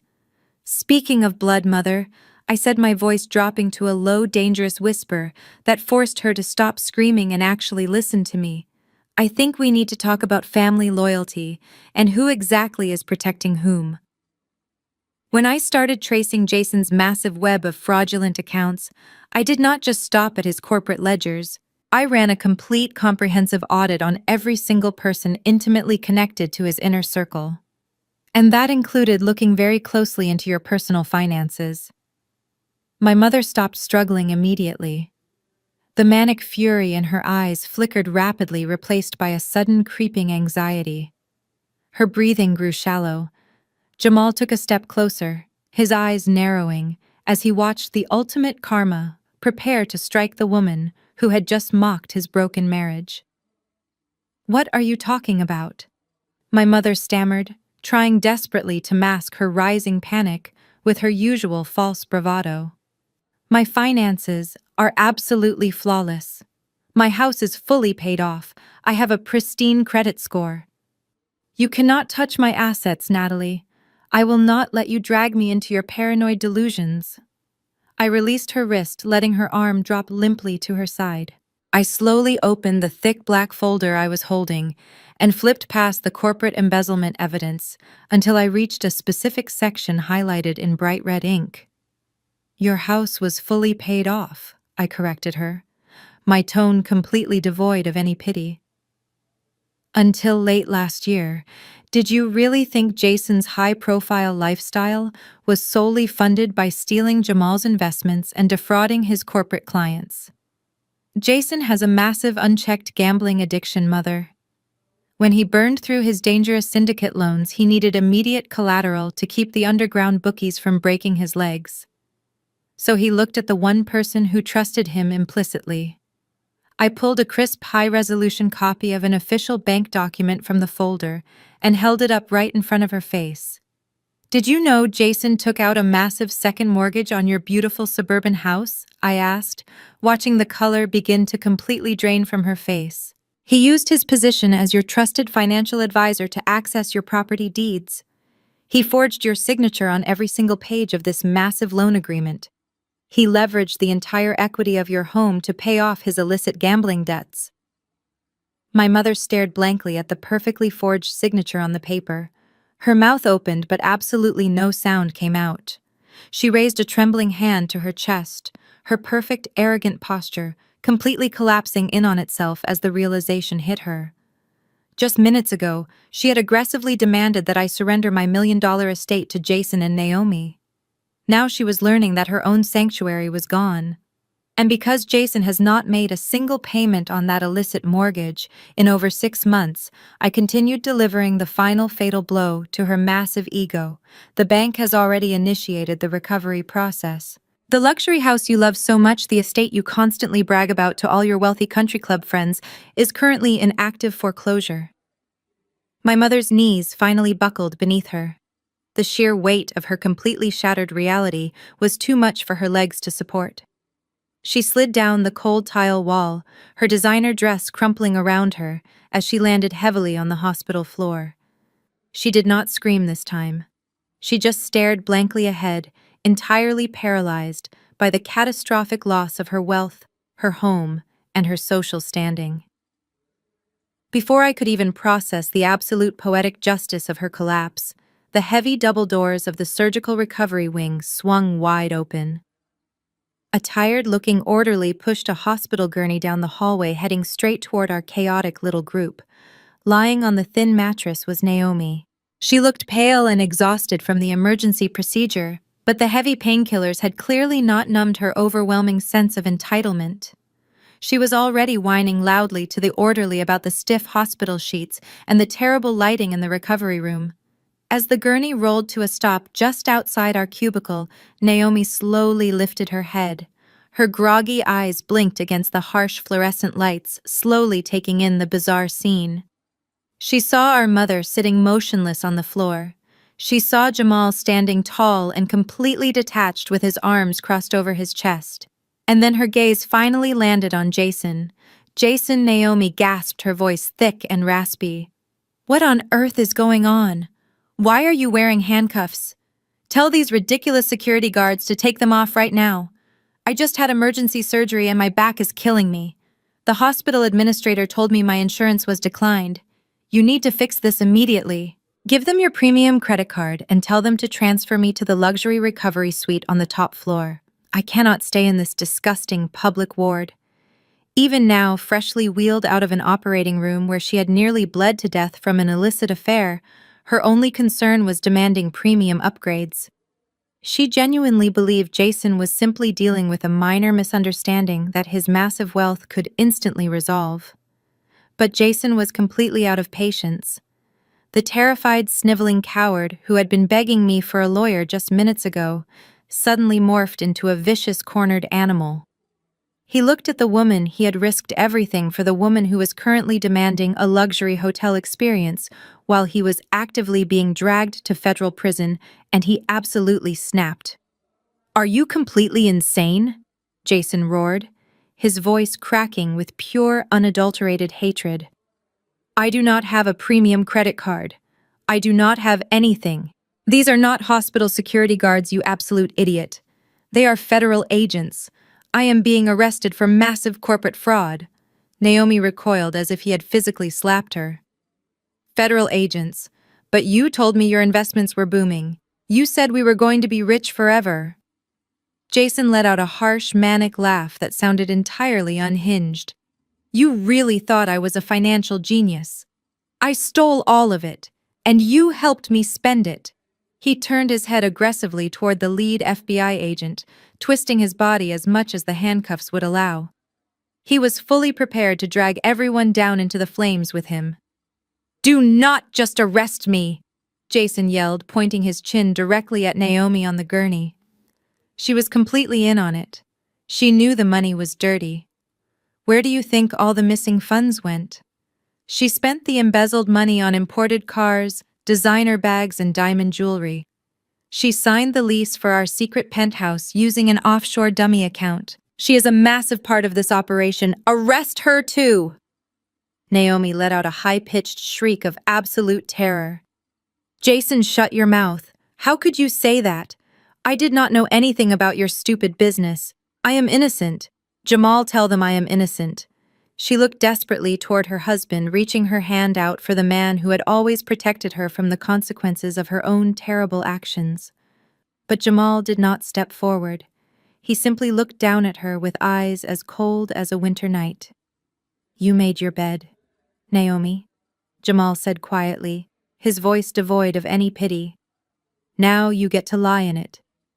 The lead FBI agent signaled to his partner, who immediately stepped over to Naomi's gurney. He pulled a small notebook from his inside jacket pocket. Ma'am, based on the preliminary evidence provided by the whistleblower and the statements just made by your partner, the agent said, his voice completely monotone. You are officially being listed as an active co-conspirator in a federal fraud investigation. Effective immediately, all of your personal and joint bank accounts have been frozen by the government. You are not allowed to leave this hospital without a police escort. Naomi opened her mouth, but the only sound that came out was a long, agonizing scream of pure horror as her lavish stolen life was completely and utterly erased. The illusion of their grand romance shattered in seconds, replaced by the vicious reality of two narcissists realizing they were both going down. Naomi lost her mind. She propped herself up, her face contorting into an ugly mask of rage as she screamed at the handcuffed man standing nearby. You are a complete loser, Jason, Naomi shrieked. You promised me a life of luxury. You promised we would travel to Paris and buy that yacht. You told me you were infinitely wealthy. If I had known you were just a pathetic thief drowning in debt, I never would have looked twice at you. You ruined my marriage for absolutely nothing. Jason strained against the agent's grip, his face purple with fury. Do not act like you were some innocent victim, you shallow gold digger. You threw yourself at me the second you saw my new sports car. You complained endlessly about how Jamal was too boring. You drained my offshore accounts to buy yourself custom diamond bracelets while I was desperately trying to keep the syndicate from breaking my legs. You are the reason I am bankrupt. The federal agents watched the explosive meltdown with professional detachment, letting the two criminals confess to their mutual greed. Naomi burst into hysterical sobs, crying about her ruined reputation and frozen credit cards. Not once did she mention the child. Not once did she apologize to Jamal, who stood quietly in the corner, finally seeing his wife for the empty shell she truly was. With Jason actively being pulled away and Naomi practically hyperventilating under federal watch, my mother finally realized her golden child was no longer her ticket to a comfortable life. The massive suburban house was in active foreclosure. The wealth was a lie. She was about to be homeless, entirely stripped of the country club lifestyle she had lorded over everyone for decades. Diane scrambled up from the cold linoleum floor. Her perfectly styled hair was disheveled, her expensive designer dress wrinkled and stained with the dust of the hospital hallway.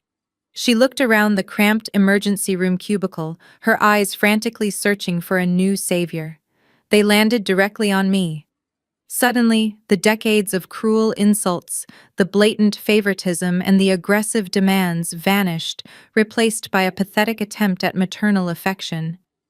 She stumbled forward and practically fell to her knees right in front of me, grabbing the hem of my coat with her trembling hands. Natalie, my sweet girl. My mother sobbed. You have to help me. You are the only one who can fix this. I had absolutely no idea Jason was doing these terrible things. I was completely manipulated by him, just like you were.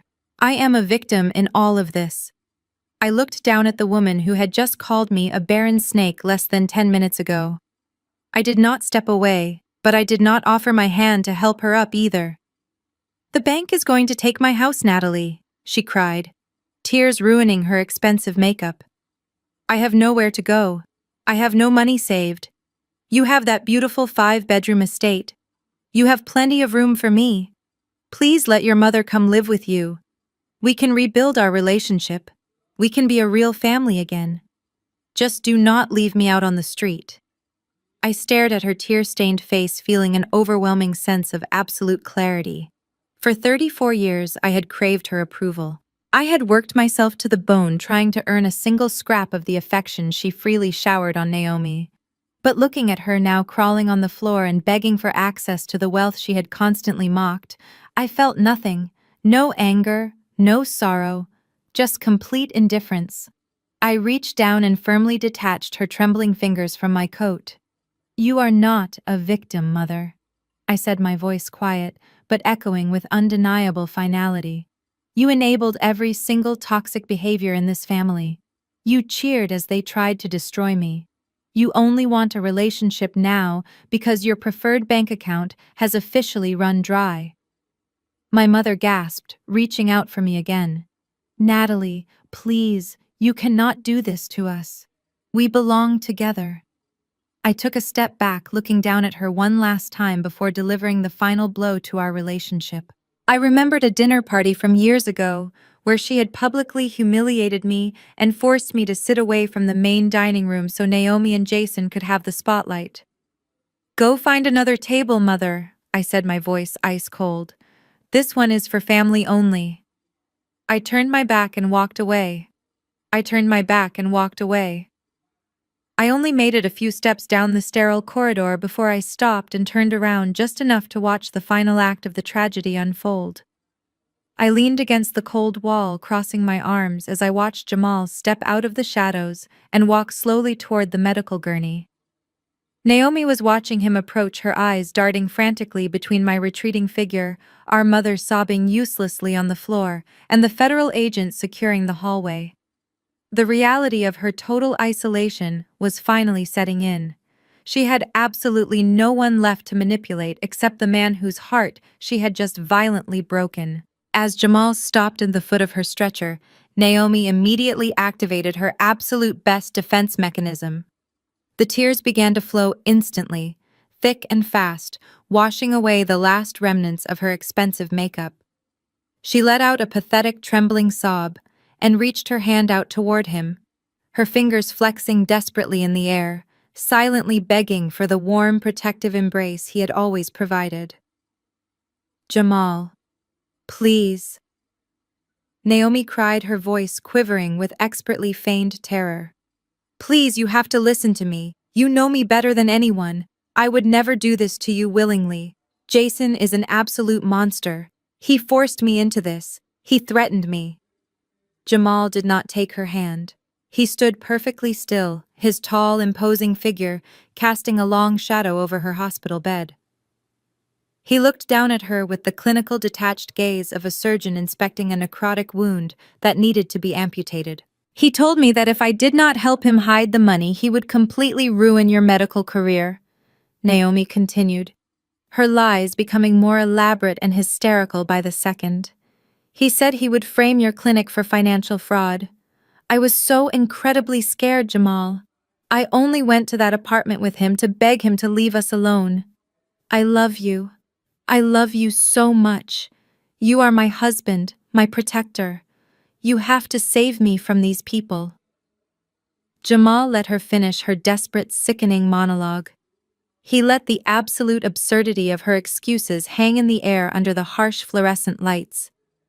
He did not yell. He did not curse at her. When he finally spoke, his voice was so low and steady that it commanded the attention of everyone left in the room.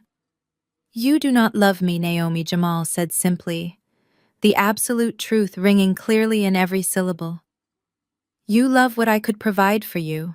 You love the designer clothes, the luxury vacations, and the status of being married to a successful surgeon. But you never loved me." Naomi gasped, clutching her chest as if he had physically struck her. "Jamal, how can you say that? We were building a family. You were building a parasitic feeding ground, Jamal corrected her sharply. Do you have any idea how many 80-hour weeks I pulled at the hospital? How many emergency orthopedic surgeries I performed in the middle of the night just to keep up with your endless demands for a stress-free life? While I was actively saving lives and breaking my back to buy you a massive estate in the valley, you were sleeping with my brother-in-law in a downtown penthouse funded by my stolen money. Naomi opened her mouth to argue, but Jamal raised his hand, cutting her off completely. Do not insult my intelligence by playing the victim, he warned her. You were not threatened. You were a willing, enthusiastic participant in his massive fraud. Natalie showed me the receipts. I saw the bank statements. I saw the exorbitant jewelry purchases and the luxury car leases you signed, using the offshore dummy accounts. You knew exactly what you were doing. Jamal slowly raised his left hand. He reached over with his right hand and deliberately pinched the thick gold wedding band sitting on his ring finger. He twisted it once, breaking the seal it had held on his skin for the last 4 years, and pulled it completely off. My lawyer will officially serve you with divorce papers tomorrow morning, Jamal stated, his voice devoid of any hesitation. And do not bother trying to hire an expensive defense attorney to come after my assets. As soon as Natalie showed me the forensic evidence 2 weeks ago, I moved aggressively. I legally separated every single piece of property we own. I placed my clinic, my savings, and my personal investments into a blind trust that you cannot touch. Naomi stared at him, her eyes wide with absolute unadulterated horror. You cannot do that, she whispered, her voice cracking. We are legally married. You have to provide for me. I do not have to provide anything for a convicted felon, Jamal replied coldly. He leaned forward and dropped the heavy gold wedding ring directly onto her lap. It landed on the thin hospital blanket with a dull, final thud.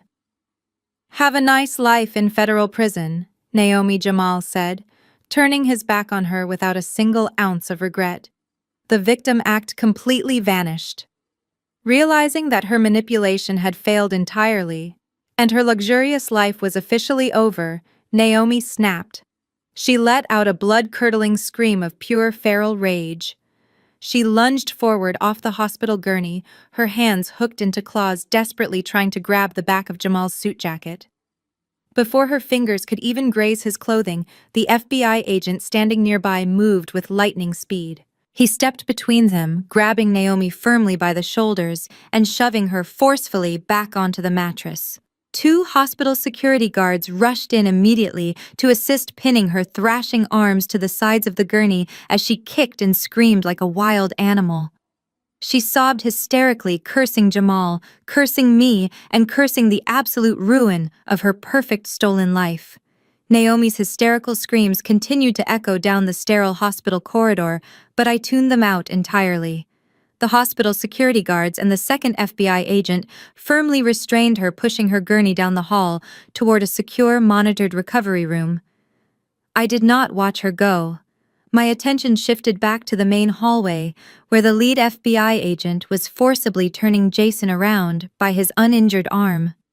The heavy metal handcuffs clinked sharply against each other, a harsh, undeniable sound of absolute defeat.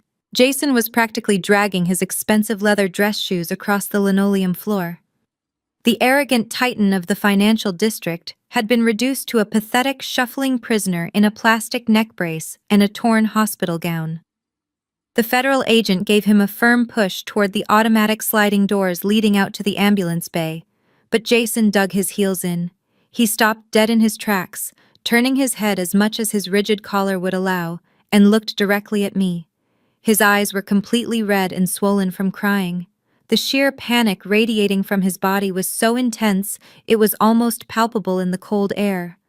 Natalie, please wait, Jason begged, his voice dropping an octave desperately, trying to summon the soft, persuasive tone he used to use when he wanted to manipulate me into signing a joint tax return. Just give me 1 minute, please. The FBI agent sighed heavily, clearly exhausted by the endless drama, but he paused for a brief second, keeping a firm grip on Jason's bicep. I took a slow step forward, maintaining a safe distance, my face a mask of complete indifference. You have absolutely nothing left to say to me, Jason.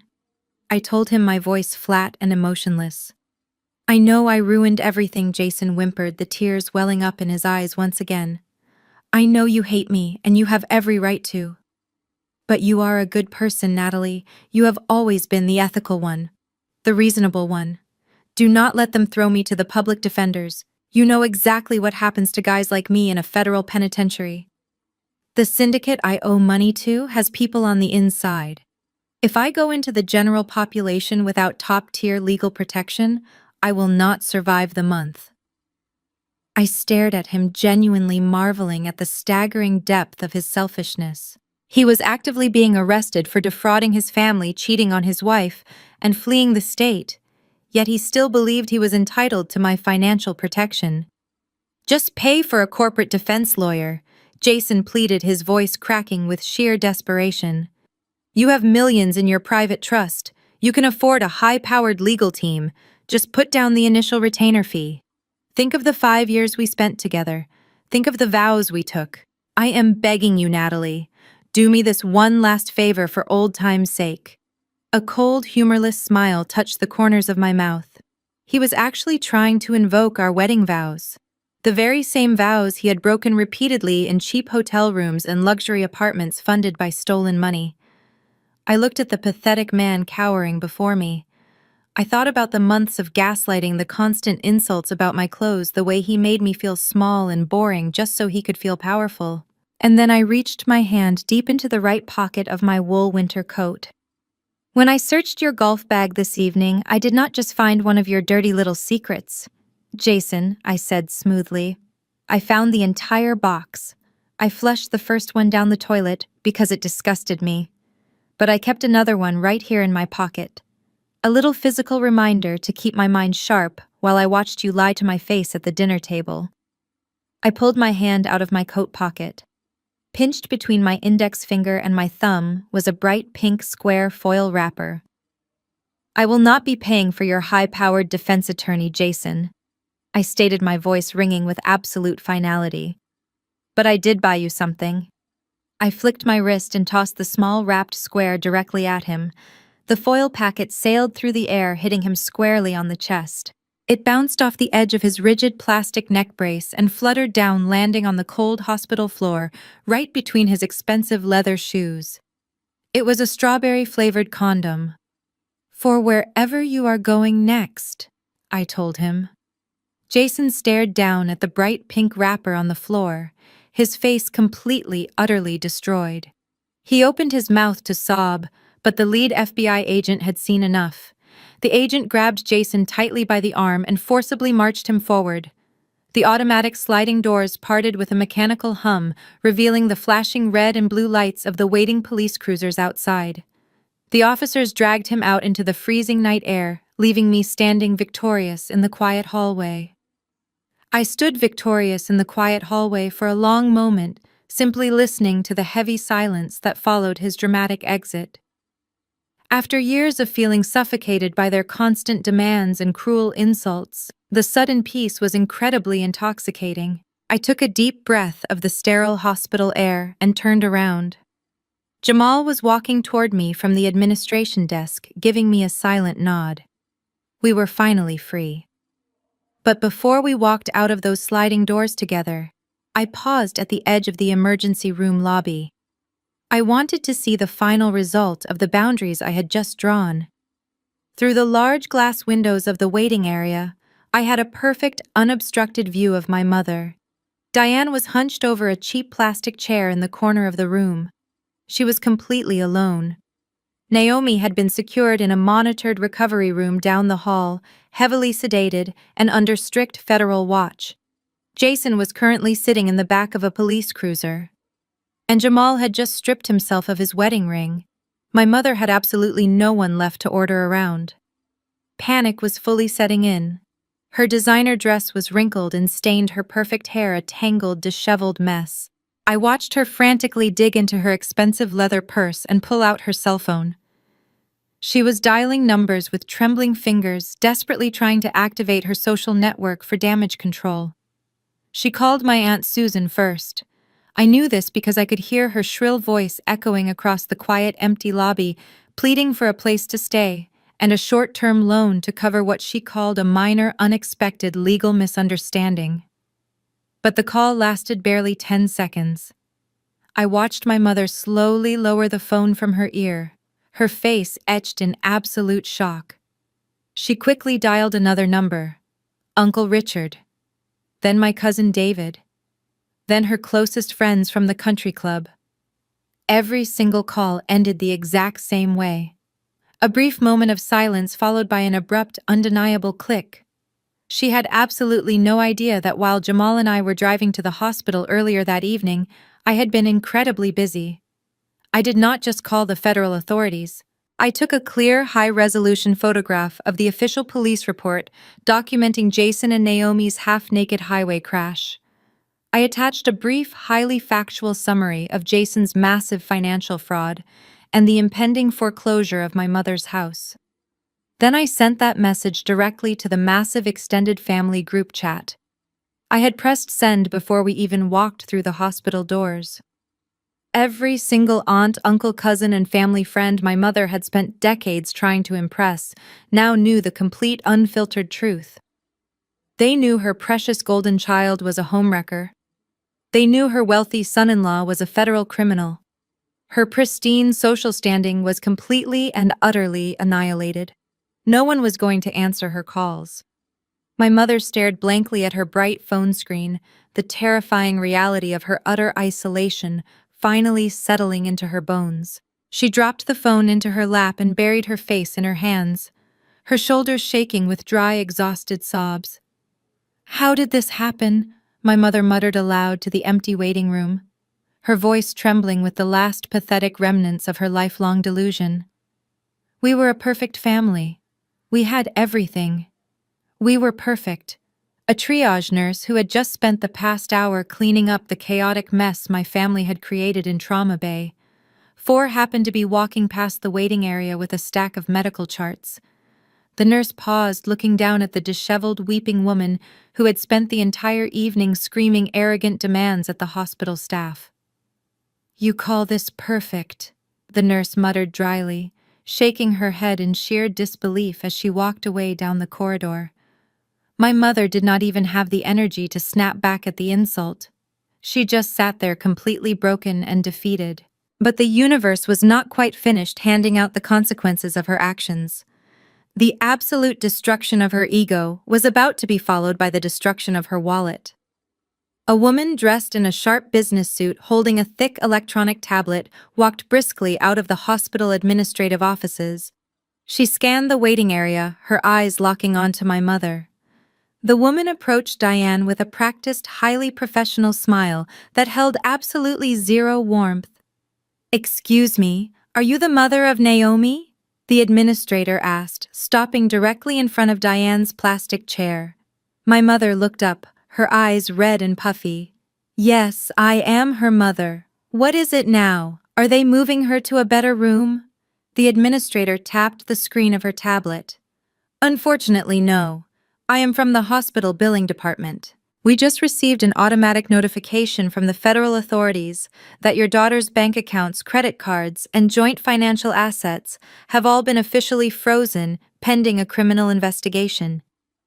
Furthermore, the primary insurance policy she was previously listed under has been formally revoked due to a legal marital separation filed by her husband earlier today." My mother blinked, her brain struggling to process the rapid-fire financial jargon. "What exactly does that mean?" "It means your daughter is currently completely uninsured," the administrator stated plainly. "Because she required an emergency surgical intervention, a blood transfusion, and premium trauma care, her initial expenses are incredibly substantial. Since her assets are frozen, and her husband has legally denied all financial responsibility, you are listed as her emergency contact and next of kin." The administrator reached into the side pocket of her clipboard and pulled out a long, itemized piece of paper. She extended her hand, offering the document to my mother. "This is just the preliminary invoice for tonight's emergency room treatment," the administrator said.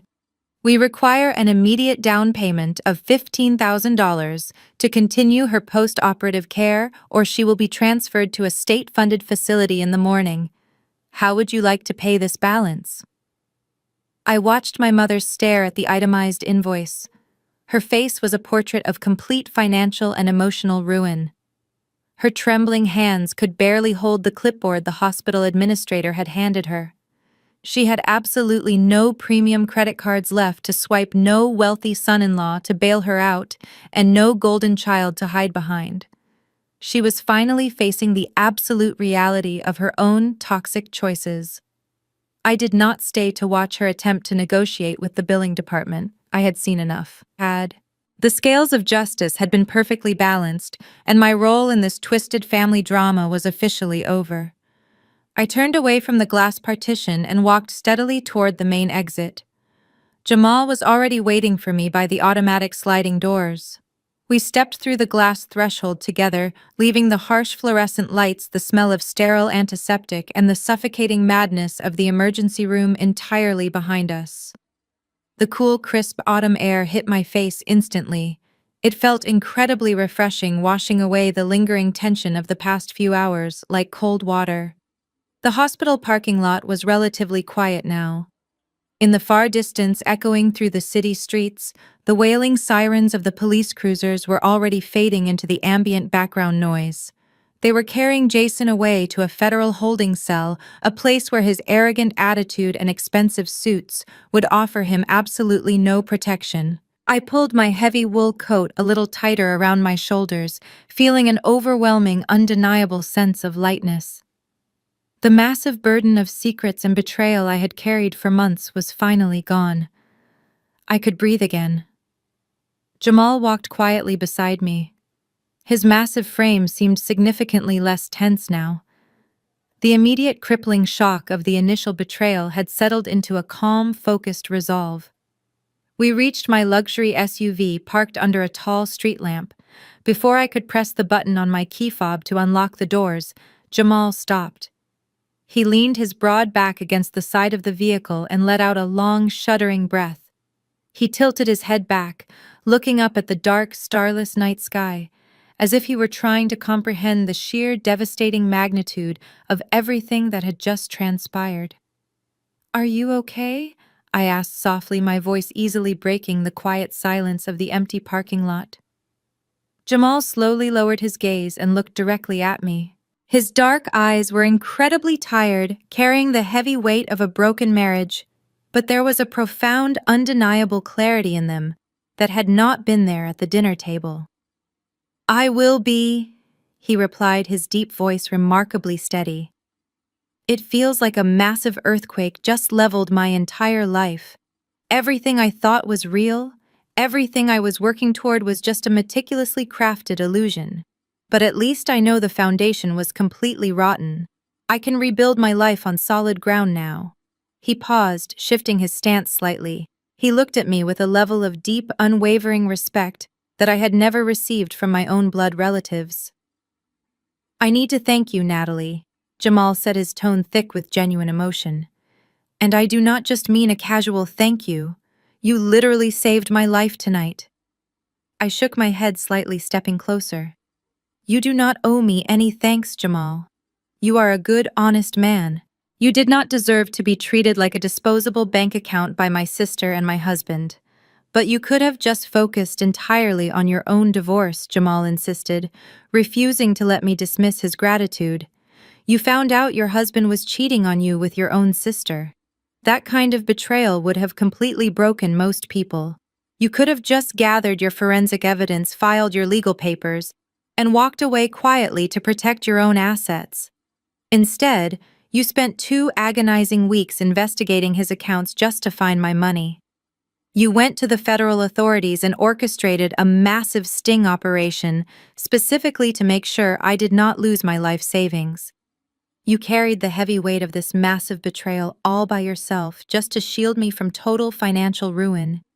I listened to his words, feeling a sudden tightness in my throat. "I watched my mother treat you like a second-class citizen for years," Jamal continued, his voice hardening with retroactive anger. I watched Naomi take endless advantage of your generosity while constantly belittling your career.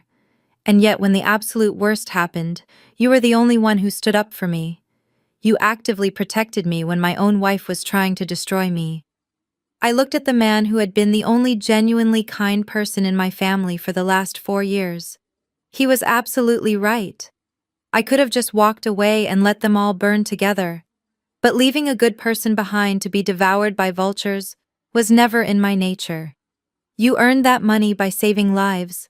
Jamal, I told him, my voice firm and crystal clear in the cool night air.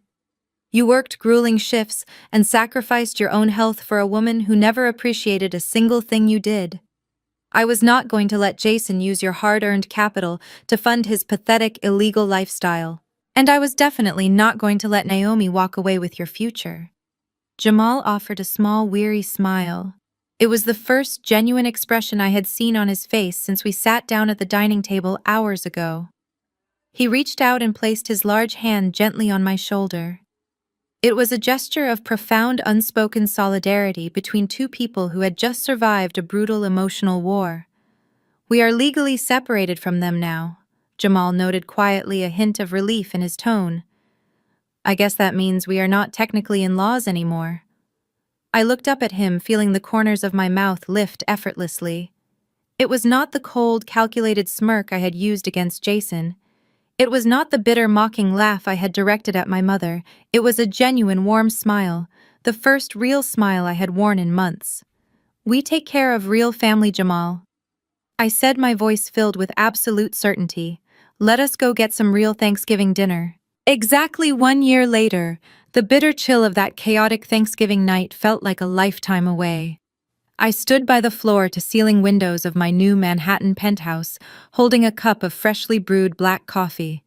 The morning sun reflected brilliantly off the glass and steel skyscrapers surrounding my building, casting long, sharp shadows across the bustling city streets far below. I took a slow sip of my coffee, relishing the absolute silence of my home. There were no arrogant demands echoing down the hallway. There were no manipulative guilt trips. There was only peace bought and paid for by my own relentless hard work. The past 12 months had been a whirlwind of aggressive expansion. Without Jason constantly draining my resources to fund his secret illicit lifestyle, my forensic accounting firm had completely skyrocketed. I had taken on massive corporate clients, untangled international fraud rings, and built a reputation as the most ruthless financial auditor on the East Coast. My personal wealth had tripled. I had sold the suburban estate, the house my mother had so desperately tried to claim for Naomi, and used the capital to purchase this stunning multi-million-dollar sanctuary in the sky. I turned away from the breathtaking city skyline and walked over to my massive marble kitchen island. Spread across the smooth surface were dozens of highly classified financial documents for my latest corporate takeover audit. I picked up my gold-plated pen and began reviewing a complex ledger, my mind easily spotting the hidden discrepancies. In the background, the massive flat-screen television mounted on the far wall was tuned to a national financial news network. The volume was low, providing a steady, familiar hum of market updates and corporate press releases. I was completely engrossed in the numbers on the page when a familiar name suddenly caught my attention. I stopped writing. I slowly raised my head and directed my gaze toward the television screen. The bright scrolling ticker at the bottom of the screen vanished, replaced by a bold breaking news graphic. The anchor, a sharp-looking woman in a tailored suit, stared directly into the camera with a grave expression. We turn now to a major development in the massive federal fraud case that rocked the financial district earlier this year. The news anchor announced, her crisp voice filling my quiet penthouse. Former hedge fund manager Jason has officially been sentenced in federal court this morning. A courtroom sketch of Jason flashed onto the screen. He looked completely unrecognizable. The arrogant, slicked-back hair and expensive designer suits were gone, replaced by a hollow, gaunt face and a standard-issue orange prison jumpsuit. The presiding federal judge handed down a maximum sentence of 12 years in a high-security federal penitentiary. The anchor continued reading directly from her official notes. The comprehensive investigation, initially sparked by a highly detailed dossier provided by an anonymous corporate whistleblower, revealed that he orchestrated a massive Ponzi scheme, actively defrauding his investors out of more than $10 million.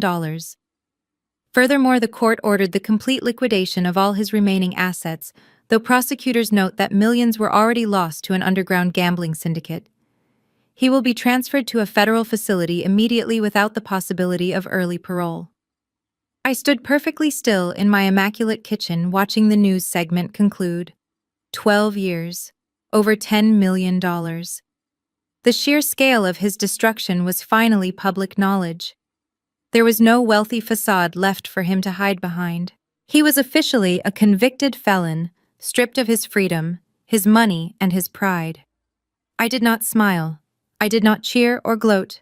I simply picked up my coffee cup, took another sip, and went right back to auditing the financial ledger on my island.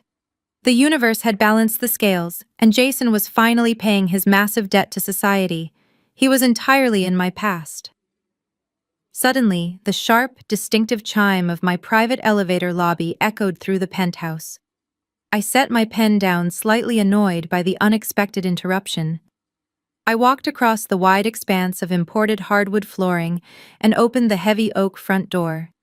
Standing in the private foyer was a uniformed courier, holding a thin, weathered manila envelope. Delivery for Natalie, the courier stated, extending a digital clipboard toward me. It is highly marked as priority personal correspondence. I need your signature. I quickly signed the screen and took the envelope. I thanked the courier, closed the heavy door, and walked back into the bright sunlight of my living room. I flipped the envelope over. There was no official return address, just a messy, frantic scrawl in the top left corner. I instantly recognized the handwriting. I slid my finger under the paper flap and pulled out a single folded piece of lined notebook paper. It was a desperate, handwritten letter from my mother, Diane. The paper felt cheap and thin between my fingers. The handwriting was shaky and rushed a stark contrast to the bold, aggressive signature my mother used to proudly display on expensive country club checks. I unfolded the lined paper and began to read. I did not sit down. I simply stood in the bright sunlight of my living room, my eyes scanning the frantic ink with the detached precision of an auditor reviewing a finalized closed account. My mother wrote that the eviction from the massive suburban estate had been brutal and swift. The bank had finalized the foreclosure 6 months ago, seizing everything she valued. She and Naomi had been forced to pack whatever belongings they could carry and move into a cramped ground-floor, one-bedroom apartment. She explicitly described the area as a highly dangerous industrial neighborhood on the very edge of the city limits, a place where police sirens constantly wailed through the night, entirely replacing the quiet, manicured peace of their old gated community. Naomi had given birth to the baby, a little boy. But there was no joyful celebration, no luxury gender reveal party, and absolutely no lavish nursery filled with imported designer toys. According to the letter, my sister, the undisputed golden child who had never worked a hard day in her entire life, was currently working grueling night shifts at a local diner just to keep the electricity on. She was serving cheap coffee to truck drivers while my mother stayed trapped in a tiny, unventilated living room caring for a screaming infant. The brilliant, wealthy future they had tried to steal from Jamal had devolved into an absolute nightmare of poverty and exhaustion. But the most pathetic part of the letter was the lingering, terrifying shadow of Jason's financial crimes. My mother wrote that strange, intimidating men were still knocking aggressively on their apartment door at all hours of the night. Jason's underground creditors did not care that he was currently locked away in a high-security federal penitentiary. They wanted their $3.5 million, and they were actively harassing the only family he had left on the outside. They were living in constant, suffocating fear. Then came the inevitable pivot. The entire letter had just been a lengthy, dramatic preamble to a direct financial demand. But unlike the vicious demands of the past, this one was completely stripped of its arrogant entitlement. She was not demanding that I hand over the deed to $1 million house. She was not demanding that I fund a luxury vacation or pay for a premium hospital suite. Please, Natalie, My mother wrote the ink slightly smeared at the bottom of the page, as if a teardrop had fallen there. We are starving. I know you are incredibly angry, and I know we made mistakes, but we are still your family. I am begging you for just $1,000. Just enough for groceries and baby formula to get us through this month. You have so much wealth and we have absolutely nothing. Please find it in your heart to help us. I stood in the center of my immaculate penthouse and read the final paragraph twice. I analyzed the words looking for genuine remorse. I looked for a sincere apology for the way they had treated Jamal. I looked for a single sentence where my mother admitted that her toxic favoritism and her endless greed had orchestrated this entire disaster. There was absolutely nothing, just the same old manipulative tactics repackaged in a desperate, pathetic plea for cash. She did not miss her daughter. She just missed my wallet. I lowered the piece of notebook paper. I waited for the familiar heavy weight of guilt to crush my chest. I waited for the childhood programming to kick in, the voice in my head telling me that I had to save them because they were my blood. But the guilt never came. The emotional strings my mother had installed in my brain decades ago had been permanently surgically severed. I turned around and walked unhurriedly across the penthouse toward my home office. My heels clicked softly against the pristine hardwood floor. I approached the heavy-duty cross-cut paper shredder sitting discreetly beside my glass desk. I reached out and pressed the power button. The machine whirred to life with a low mechanical hum. I held the handwritten letter directly over the narrow metal slot. I did not hesitate for even a fraction of a second. I let go. The sharp steel blades caught the cheap paper, immediately pulling it down into the dark abyss of the machine. I watched my mother's desperate pleas, her sob story about the cramped apartment and her request for $1,000 get violently sliced into hundreds of tiny, unreadable ribbons. The machine chewed up the last remaining evidence of their existence and deposited it right where it belonged, in the trash. There would be no wire transfer, there would be no rescue. The ultimate boundary had been set. I walked away from the paper shredder without a single backward glance. The mechanical hum faded into the quiet elegance of my penthouse, leaving me with a profound, undeniable sense of absolute closure. I grabbed my designer winter coat and headed down to the bustling city streets. I had a lunch meeting scheduled, but it was not to discuss corporate takeovers, complex financial portfolios, or forensic audits. It was to celebrate survival. I walked into a high-end artisanal coffee shop located right in the heart of the financial district. The rich, inviting aroma of roasted espresso beans and warm artisan pastries filled the air. Sitting at a quiet corner table near the massive floor-to-ceiling window was Jamal. The physical and emotional transformation he had undergone over the past 12 months was absolutely extraordinary. The exhausted, broken man who had hyperventilated and collapsed on my dining room floor last Thanksgiving was completely gone. In his place sat a vibrant, confident surgeon radiating positive energy and absolute peace. He was dressed in a sharp, perfectly tailored charcoal gray suit that perfectly complemented his broad shoulders and his tall, commanding presence. His dark skin glowed with obvious health, and the heavy, exhausted bags that used to sit permanently under his eyes during his toxic marriage to my sister had entirely vanished. When he saw me walk through the glass door, his face lit up with a massive, genuine smile. He stood up immediately, wrapping me in a warm, brotherly hug that spoke volumes about our shared history. We ordered our coffees and sat down at the small wooden table, immediately diving into conversation. The heavy, suffocating drama and the walking on eggshells that used to dominate every single family gathering we ever attended was officially a thing of the past. Instead, our conversation was filled with light-hearted laughter, mutual respect, and genuine interest in each other's success. Jamal leaned forward, his eyes bright with excitement, and told me that his orthopedic clinic was not just recovering from the disruption of his divorce. It was actively thriving beyond his wildest expectations. Because we had successfully shielded his massive capital in that blind trust, Before Naomi's bank accounts were frozen by the federal government, he was able to securely open 2 brand-new physical rehabilitation centers across the city. His medical practice was expanding rapidly, completely unhindered by Naomi's endless greedy demands for luxury designer bags and spontaneous exotic vacations. But his incredible financial success was not the sole reason he was glowing. He stirred his dark roast coffee and told me about a wonderful woman he had been dating for the past 6 months. She was a pediatric nurse who worked alongside him at the hospital. Jamal described her as fiercely intelligent, incredibly kind, and deeply respectful of his demanding surgical schedule. For the first time in his entire adult life, Jamal was with a partner who actually valued him for his strong character and his compassionate heart, not for the limit on his premium credit cards. She did not throw manipulative tantrums when he had to work late. She supported him completely. I listened to him speak, feeling a massive wave of genuine happiness for the good man sitting across from me.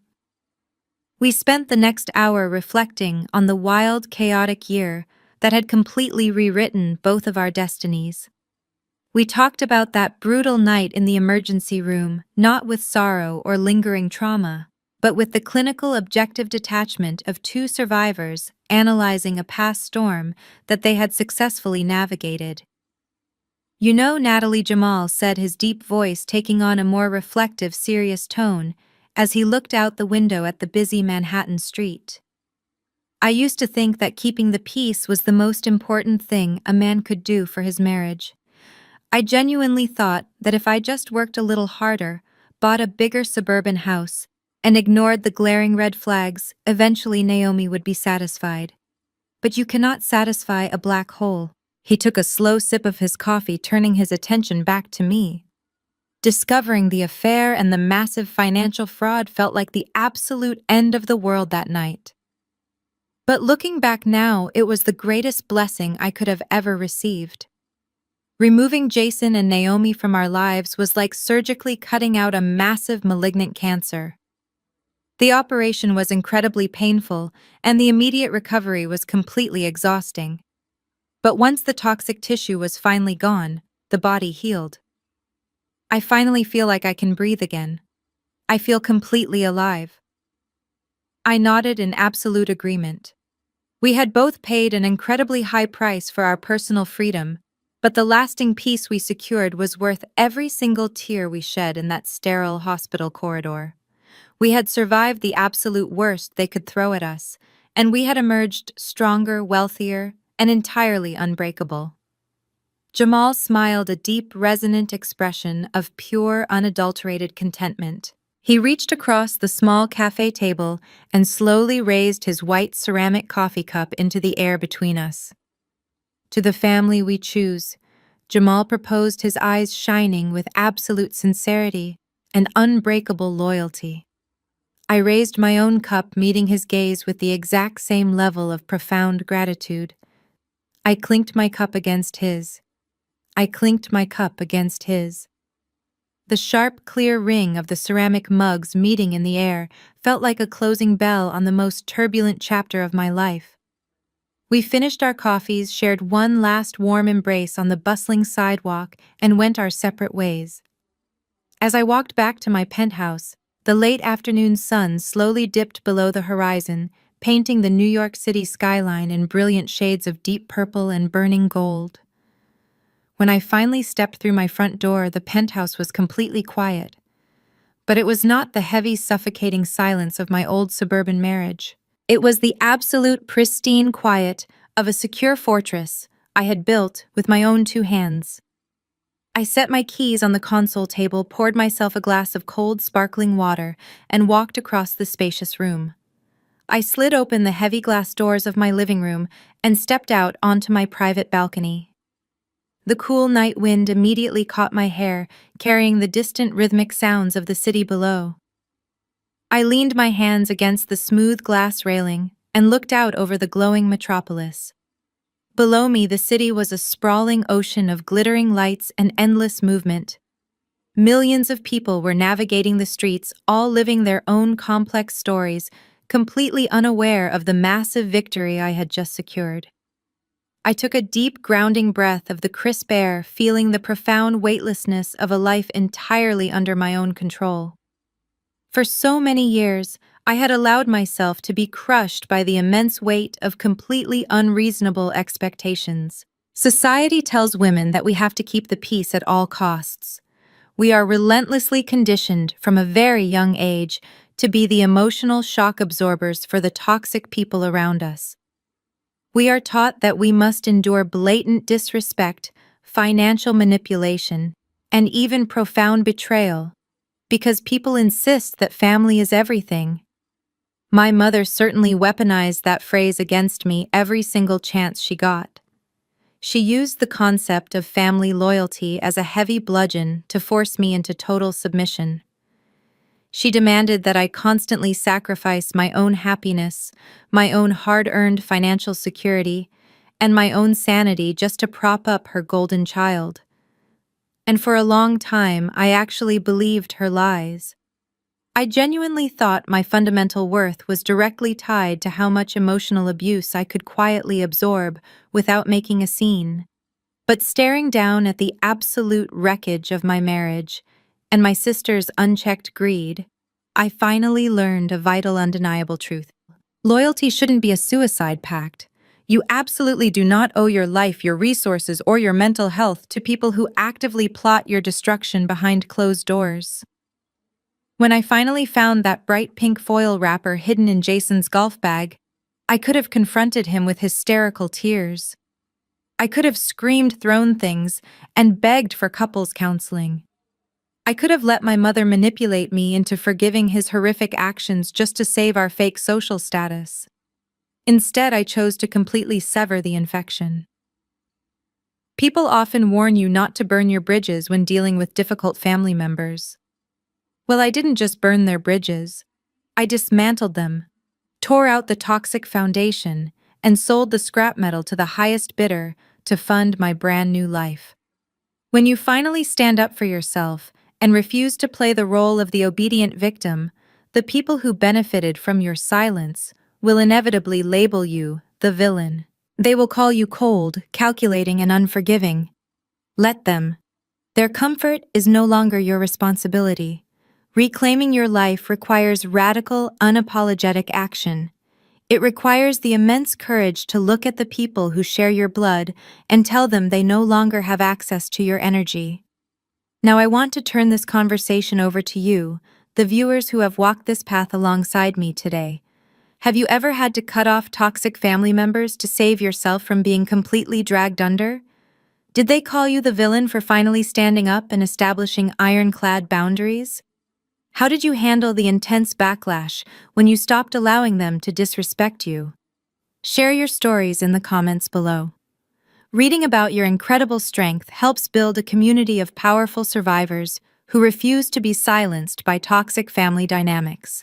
If my journey helped you realize your worth or gave you the courage to finally walk away from a table where respect is no longer being served, hit that like button and subscribe to the channel for more stories of absolute resilience.